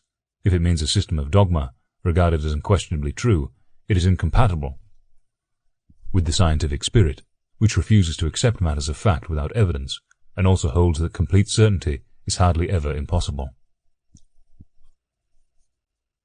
What kind of evidence could convince you that God exists?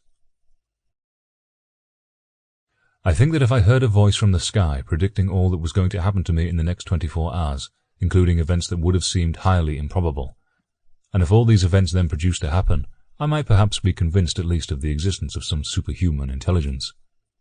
I can imagine other evidence of the same sort which might convince me, but so far as I know, no such evidence exists. For some further reading: Portraits from Memory and Other Essays, My Philosophical Development, and the Autobiography of Bertrand Russell. Michael Schmidt-Salomon by Erin Lopez. The biggest current threat to Homo sapiens is not earthquakes and tsunamis, nor volcanic eruptions, or meteorite impacts, nor indeed corrupt governments and economic recessions. Rather, it is structurally caused stupidity. That is a quote from Michael Schmidt-Salomon from the Manifesto of Evolutionary Humanism, plea for a mainstream culture appropriate to our times. Michael Schmidt-Salomon was born in Trier, Germany, on September 14, 1967.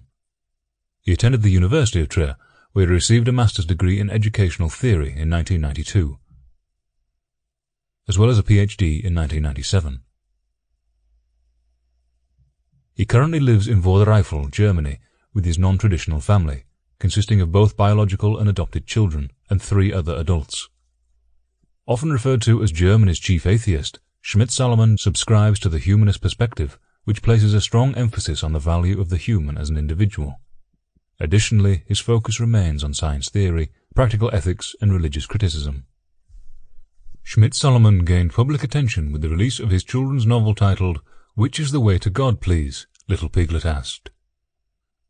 Published in autumn of 2007, Schmidt-Salomon openly criticized religion on the belief that other religions such as Judaism, Christianity, and Islam were brought to elementary systems.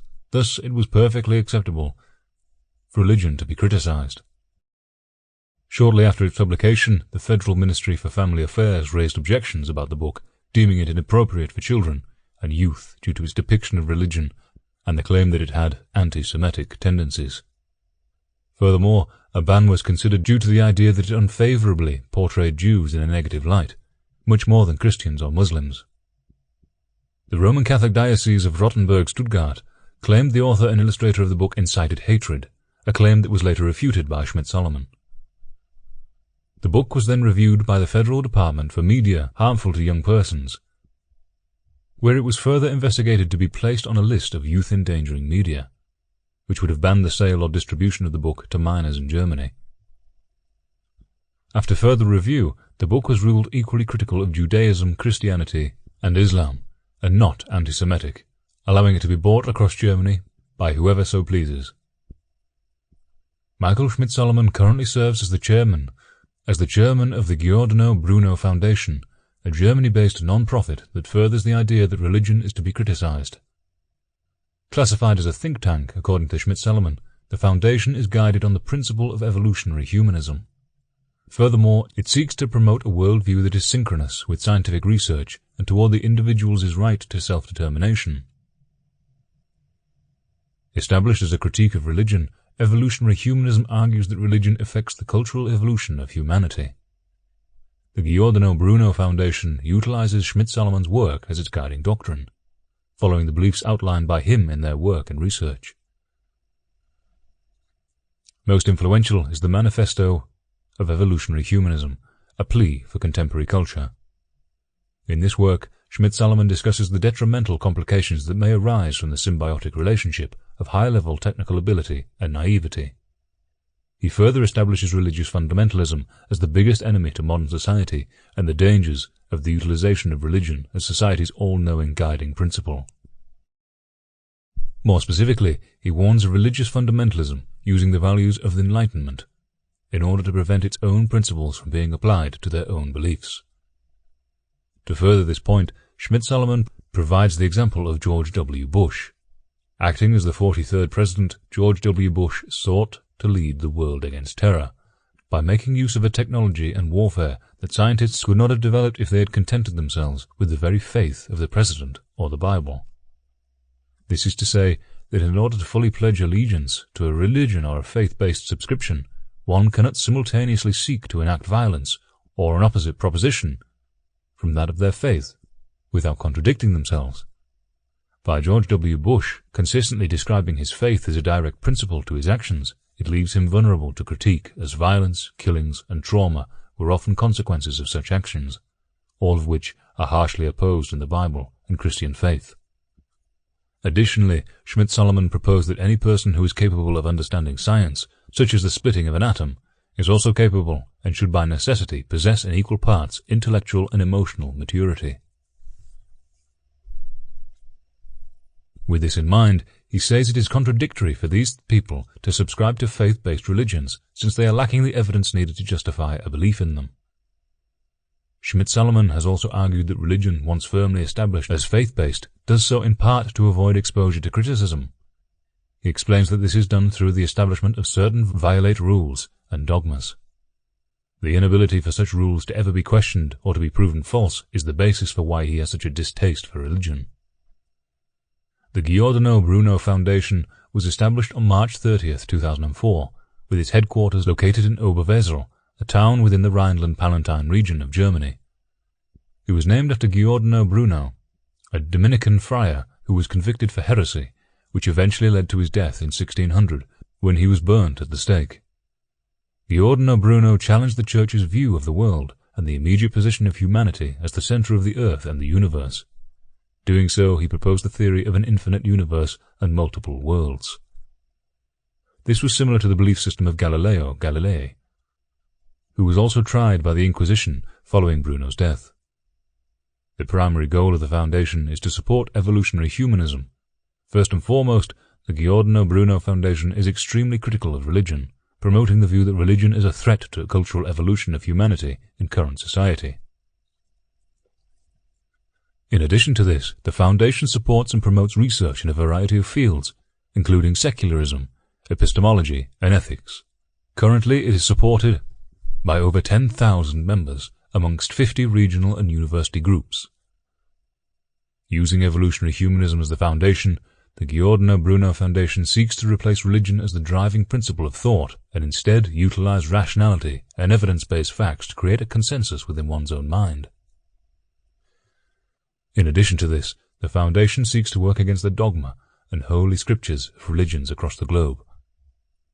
Humanists instead believe in people and the ability of humans to grow in all spheres of thought, whether it be spiritually or mentally. Furthermore, it is believed that humans can create a friendlier environment and improve living conditions when the common basis is that of humans helping other humans. Nevertheless, evolutionary humanists see development and improvement of living conditions as necessary and a way to continue to advocate the values of the Enlightenment. Human beings are thought to be not merely the pinnacle of creation, but rather as another step in the process of evolution. Because of this perspective, humans are viewed as the next step in evolution. This plays into the role that evolutionary humanists view animals as being on par and equal with the state of nature. Furthermore, evolutionary humanists believe in the equal consideration of equal-ranking interests. This means that ideologies such as racism, sexism, or ethnocentrism are not supported by evolutionary humanists. Michael Schmidt-Salomon continues to challenge the dogmatic nature of religion in current society. Currently, he still works to promote evolutionary humanism throughout Germany and the world through printed media and interviews. Some further reading. Manifesto of Evolutionary Humanism, plea for a mainstream culture appropriate to our times.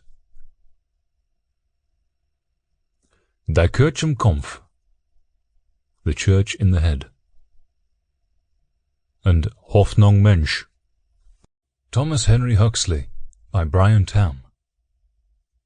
Thomas Henry Huxley was born in Ealing, England in 1825. He was a successful English zoologist and natural scientist and was best known as Darwin's bulldog for his advocacy of Charles Darwin's theory of evolution and natural selection. During Huxley's lifetime, the majority of his works were focused on comparative anatomy and science. Although he is not widely regarded as a philosopher, his several incursions he made into the field of philosophy is also remarkable. In addition to his advocacy of Darwin's theories, he coined the term agnosticism to relate his philosophical position in the uncertainty of the object truth. Huxley was born into a middle-class family which had fallen on hard times. In his childhood he had only received 2 years of formal schooling from Great Ealing School, where his father was a mathematics teacher at the same school. He later educated himself to become one of the most notable autodidacts of the 19th century. Inspired by the religious atmosphere from Great Ealing School, it sparked his enthusiasm in the field of science and religion. When he was self-teaching himself, he intensively read books from famous figures like Thomas Carlyle, James Hutton, and Sir William Hamilton, focusing on fields such as science, history, and philosophy. This intense absorption of such a wide approach to education planted the seeds of Huxley's agnosticism and scientific passion. Huxley had extraordinary talent in learning new languages. He taught himself German, Greek, and Latin. He was so fluent in German, in fact, that he was confident to become a translator for many of Charles Darwin's works, making them much more accessible in Europe. Possessing such spectacular language talent, he was able to read Greek philosophical works in their original, including the sophisticated texts from Aristotle's pen. At the age of 15, Huxley began his career as a medical apprentice, and later on he became the professor and president of the Royal Society at the age of 26. He was awarded several medals, including the Royal Medal, Darwin Medal, and Clark Medal. The term agnosticism was coined at a meeting of the Metaphysical Society in 1876. According to Huxley, agnosticism is not properly described as a negative creed, nor indeed as a creed of any kind, except insofar as it expresses absolute faith in the validity of a principle, which is as much ethical as intellectual. This principle may be stated in various ways, but they all amount to this: that it is wrong for a man to say that he is certain of the objective truth of any proposition unless he can produce evidence which logically justifies that certainty. This is what agnosticism asserts. In my opinion, it is all that is essential to agnosticism. Regarding Huxley's statement, it is clear that the word agnosticism simply means that humans should not believe in things that do not have any sufficient evidence to logically or scientifically prove they exist. There is a little difference between atheism and agnosticism. Atheism has the certainty to reject God's existence. Agnosticism claims that the existence of God is unknown or knowable, as it cannot be proved by reason. When it comes to talking about which assertion they claim besides agnosticism, Huxley stated, "Henceforward I might hope to hear no more of the assertion that we are necessarily materialists, idealists, atheists, theists, or any other ists, if experience had led me to think that the proved falsity of a statement was any guarantee against its repetition. And those who appreciate the nature of our position will see at once that when ecclesiasticism declares that we ought to believe this, that, and the other, and are very wicked if we don't, it is impossible for us to give any answer but this: we have not the slightest objection to believe anything you like, if you will give us grounds for belief, but if you cannot, we must respectfully refuse, even if that refusal should wreck the morality and ensure our own damnation several times over. We are quite content to leave that to the decision of the future. The course of the past has impressed us with the firm conviction that no good ever comes of falsehood, and we feel warranted in refusing even to experiment in that direction." In this statement, Huxley provided a solid stance in his attitude to agnosticism. Regardless of which religion one follows, one must provide logically firm evidence to support their belief. If the evidence is not provided, then it is not valid. Huxley admits that there are many topics that are out of reach of his faculties and beyond a comprehensive knowledge set. Huxley defines that agnosticism is a method and prescribed creed. One of the arguments against such thinking came from the principal of King's College London, Henry Wace, who alleged that agnostics were infidels. As stated by Van Harvey, professor of religious studies at Stanford University, Wace argued that agnostics hide behind the claim that they do not know about the supernatural to cover over their active disbelief in the authority of Jesus Christ, and the unpleasantness that attaches to the term infidel. Huxley has greatly influenced famous figures like Henry Osborne, H.G. Wells, and Sir E. Ray Lancaster. Today, agnosticism has become much more widely accepted and is not disparaged as it was in previous times. The following quote from Agnosticism and Christianity provides a glimpse into Huxley's brilliant thinking. "The people who call themselves agnostics have been charged with doing so because they have not the courage to declare themselves infidels. It has been insinuated that they have adopted a new name in order to escape the unpleasantness which attaches to their proper denomination. To this wholly erroneous imputation I have replied by showing that the term agnostic did, as a matter of fact, arise in the manner which negatives it, and my statement has not been and cannot be refuted. Moreover, speaking for myself, and without impugning the right of any other person to use the term in another sense, I further say that agnosticism is not properly described as a negative creed, nor indeed as a creed of any kind, insofar as it expresses absolute faith in the validity of a principle, which is as much ethical as intellectual. This principle may be stated in various ways, but they all amount to this, that it is wrong for a man to say that he is certain of the objective truth of any proposition unless he can produce evidence which logically justifies that certainty. This is what agnosticism asserts, and in my opinion, it is all that is essential to agnosticism. That which agnostics deny and repudiate as immoral is the contrary doctrine, that there are propositions which men ought to believe without logically satisfactory evidence, and that reprobation ought to attach to the profession of disbelief in such inadequately supported propositions. The justification of the agnostic principle lies in the success which follows upon its application, whether in the field of natural or in that of civil history, and in the fact that so far as these topics are concerned, no sane man thinks of denying its validity. Still speaking for myself, I add that though agnosticism is not and cannot be a creed, except in so far as its general principle is concerned, yet that the application of that principle results in a denial of, or the suspension of judgment concerning a number of propositions, respecting which our contemporary ecclesiastical Gnostics profess entire certainty. And in so far as these ecclesiastical persons can be justified in their old established custom of using opprobrious names to those who differ from them, I fully admit their right to call me and those who think with me infidels. All I have ventured to urge is that they must not expect us to speak of ourselves by that title. The extent of the region of the uncertain, the number of the problems the investigation of which ends in a verdict of not proven, will vary according to the knowledge and the intellectual habits of the individual agnostic. I do not very much care to speak of anything as unknowable. What I am sure about is that there are many topics about which I know nothing, and which, so far as I can see, are out of reach of my faculties. But whether these things are knowable by anyone else is exactly one of those matters which is beyond my knowledge, though I may have tolerably strong opinion as to the probabilities of the case. Relatively to myself, I am quite sure that the region of uncertainty, the nebulous country in which words play the part of realities, is far more extensive than I could wish. Materialism and idealism, theism and atheism, the doctrine of the soul and its mortality or immortality appear in the history of philosophy, like the shades of Scandinavian heroes, eternally slaying one another and eternally coming to life again, in a metaphysical Niflheim. It is getting on for 25 centuries at least since mankind began seriously to give their minds to these topics. Generation after generation, philosophy has been doomed to roll the stone uphill, and just as all the world swore it was at the top, down it has rolled to the bottom again.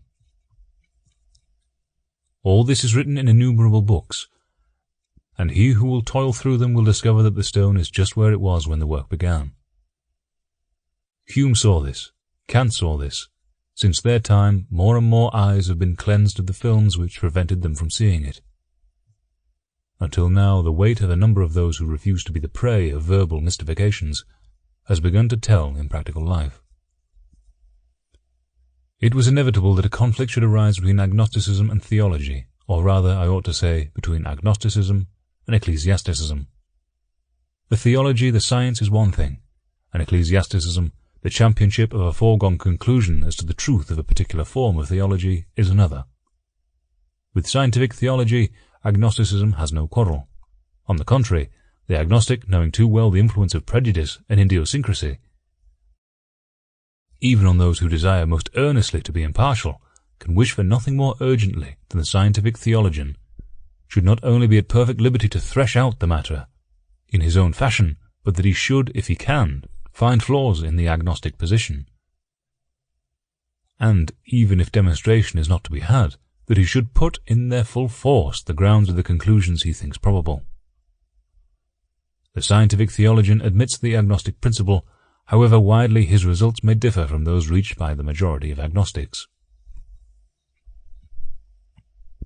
But as between agnosticism and ecclesiasticism, or as our neighbours across the channel call it, clericalism, there can be neither peace nor truce.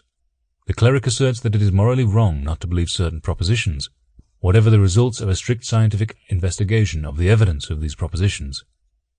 He tells us that religious error is in itself of a moral nature. He declares that he has prejudged certain conclusions and looks upon those who show cause for arrest of judgment as emissaries of Satan. It necessarily follows that for him the attainment of faith, not the ascertainment of truth, is the highest aim of mental life. And on careful analysis of the nature of his faith, it will too often be found to be not the mystic process of unity with the divine, understood by the religious enthusiast, but that which the candid simplicity of the Sunday scholar wants to find it to be. Faith, said the unconscious plagiarist of Tertullian, is the power of saying you believe things which are incredible. Now I and many other agnostics believe that faith in this sense is an abomination, and though we do not indulge in the luxury of self-righteousness so far as to call those who are not of our way of thinking hard names, we do feel that the disagreement between ourselves and those who hold this doctrine is even more moral than intellectual. It is desirable there should be an end of many mistakes on this topic. If our clerical opponents were clearly aware of the real state of the case, there would be an end of the curious delusion, which often appears between the lines of their writings, that those whom they are so fond of calling infidels are people who not only ought to be, but in their hearts are, ashamed of themselves. It would be discourteous to do more than hint the antipodal opposition of this pleasant dream of theirs to facts. For some further reading: Evolution and Ethics, Method and Results, and A Scientific Education. The Appendix. Why I Am Agnostic, by Clarence Darrow. The modern world is the child of doubt and inquiry, as the ancient world was the child of fear and faith. An agnostic is a doubter. The word is generally applied to those who doubt the variety of accepted religious creeds or faiths. Everyone is an agnostic as to the beliefs or creeds they do not accept. Catholics are agnostic to the Protestant creeds, and the Protestants are agnostics to the Catholic creed. Anyone who thinks is an agnostic about something, otherwise he must believe that he is possessed of all knowledge. And the proper place for such a person is in the madhouse, or the home for the feeble-minded. In a popular way, in the Western world, an agnostic is one who doubts or disbelieves the main tenets of the Christian faith. I would say that belief in at least 3 tenets is necessary to the faith of a Christian: a belief in God, a belief in immortality, and a belief in a supernatural book. Various Christian sects require much more, but it is difficult to imagine that one could be a Christian, under any intelligent meaning of the word, with less. Yet there are some people who claim to be Christians who do not accept the literal interpretation of all the Bible, and who give more credence to some portions of the book than to others. I am an agnostic as to the question of God. I think that it is impossible for the human mind to believe in an object or thing unless it can form a mental picture of such object or thing. Since man ceased to worship openly an anthropomorphic God, and talked vaguely and not intelligently about some force in the universe higher than man, that is responsible for the existence of man and the universe, he cannot be said to believe in God. One cannot believe in a force, excepting as a force that pervades matter and is not an individual entity. To believe in a thing, an image of a thing must be stamped on the mind. If one is asked if he believes in such an animal as a camel, there immediately arises in his mind an image of the camel. This image has come from experience or knowledge of the animal gathered in some way or another. No such image comes or can come with the idea of a God who is described as a force. Man has always speculated upon the origin of the universe, including himself. I feel with Herbert Spencer that whether the universe had an origin, and if it had, what the origin is will never be known by man. The Christian says that the universe could not make itself, that there must have been some higher power to call it into being. Christians have obsessed for many years by Paley's argument that if a person passing through a desert should find a watch and examine its spring, its hands, its case, and its crystal, he would at once be satisfied that some intelligent being capable of design had made the watch. No doubt this is true, No civilized man would question that someone made the watch. The reason he would not doubt it is because he is familiar with watches and other appliances made by man. The savage was once unfamiliar with a watch and would have no idea upon the object. There are plenty of crystals and rocks of natural formation that are as intricate as a watch, but even to the intelligent man they carry no implication that some intelligent power must have made them. They carry no such implication because no one has any knowledge or experience of someone having made these natural objects which everywhere abound. To say that God made the universe gives us no explanation of the beginning of things. If we are told that God made the universe, the question immediately arises, who made God? Did he always exist, or was there some power back of that? Did he create matter out of nothing, or is his existence coextensive with matter? The problem is still there. What is the origin of it all? If on the other hand one says the universe was not made by God, that it always existed, he has the same difficulty to confront. To say that the universe was here last year, or millions of years ago, does not explain its origin. This is still a mystery. As to the question of the origin of things, man can only wonder and doubt and guess. As to the existence of a soul, all people may either believe or disbelieve. Everyone knows the origin of the human being. They know that it came from a single cell in the body of the mother, and the cell was one out of 10,000 in the mother's body. Before gestation, the cell must have been fertilized by a spermatozoon from the body of the father. This was one out of perhaps 1 billion spermatozoa. That was the capacity of the father. When the cell is fertilized, a chemical process begins. The cell divides and multiplies and increases into millions of cells, and finally a child is born.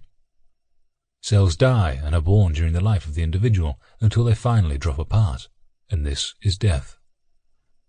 If there is a soul, what is it, and where did it come from, and where does it go? Can anyone who is guided by the reason possibly imagine a soul independent of a body, or the place of its residence, or the character of it, or anything concerning it? If man is justified in any belief or disbelief on any subject, he is warranted in the disbelief in a soul.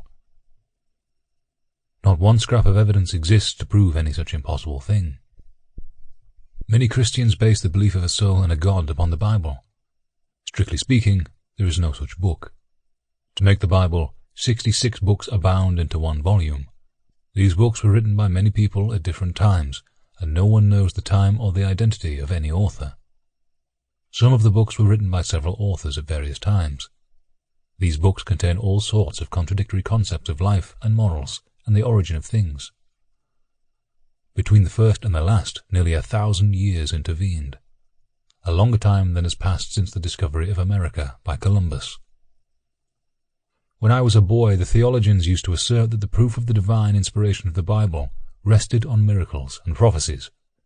But a miracle means a violation of natural law, and there could be no proof imagined that could be sufficient to show the violation of the natural law. Even though proof seemed to show violation, it would only show that we were not acquainted with all natural laws. One believes in the truthfulness of a man because of his long experience with the man, and because the man has always told a consistent story. But no man has told so consistent a story as nature. If one should say that the sun did not rise, to use the ordinary expression, on the day before, his hearer would not believe it, even though he had slept all day and knew that his informant was a man of the strictest veracity. He would not believe it because the story is inconsistent with the conduct of the sun in all the ages past. Primitive and even civilized people have grown so accustomed to believing in miracles that they often attribute the simplest manifestations of nature to agencies of which they know nothing. They do this when the belief is utterly inconsistent with knowledge and logic. They believe in old miracles and new ones. Preachers pray for rain, knowing full well that no such prayer was ever answered. When a politician is sick, they pray for God to cure him, and the politician almost invariably dies. The modern clergyman who prays for rain and for the health of the politician is no more intelligent in this matter than the primitive man who saw a separate miracle in the rising and the setting of the sun, in the birth of an individual, in the growth of a plant, in the stroke of lightning, in the flood, in every manifestation of nature and life.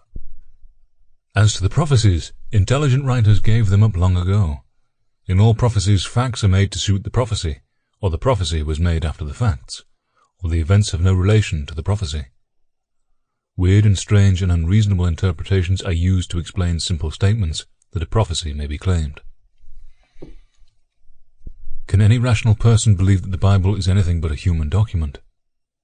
We now know pretty well where the various books came from, and about where they were written. We know they were written by human beings who had no knowledge of science, little knowledge of life, and were influenced by the barbarous morality of primitive times, and were grossly ignorant of most things that men know today.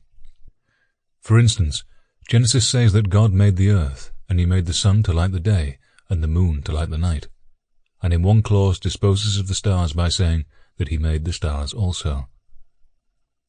This was plainly written by someone who had no conception of the stars. Man, by the aid of his telescope, has looked out into the heavens and found stars, whose diameter is as great as the distance between the earth and the sun.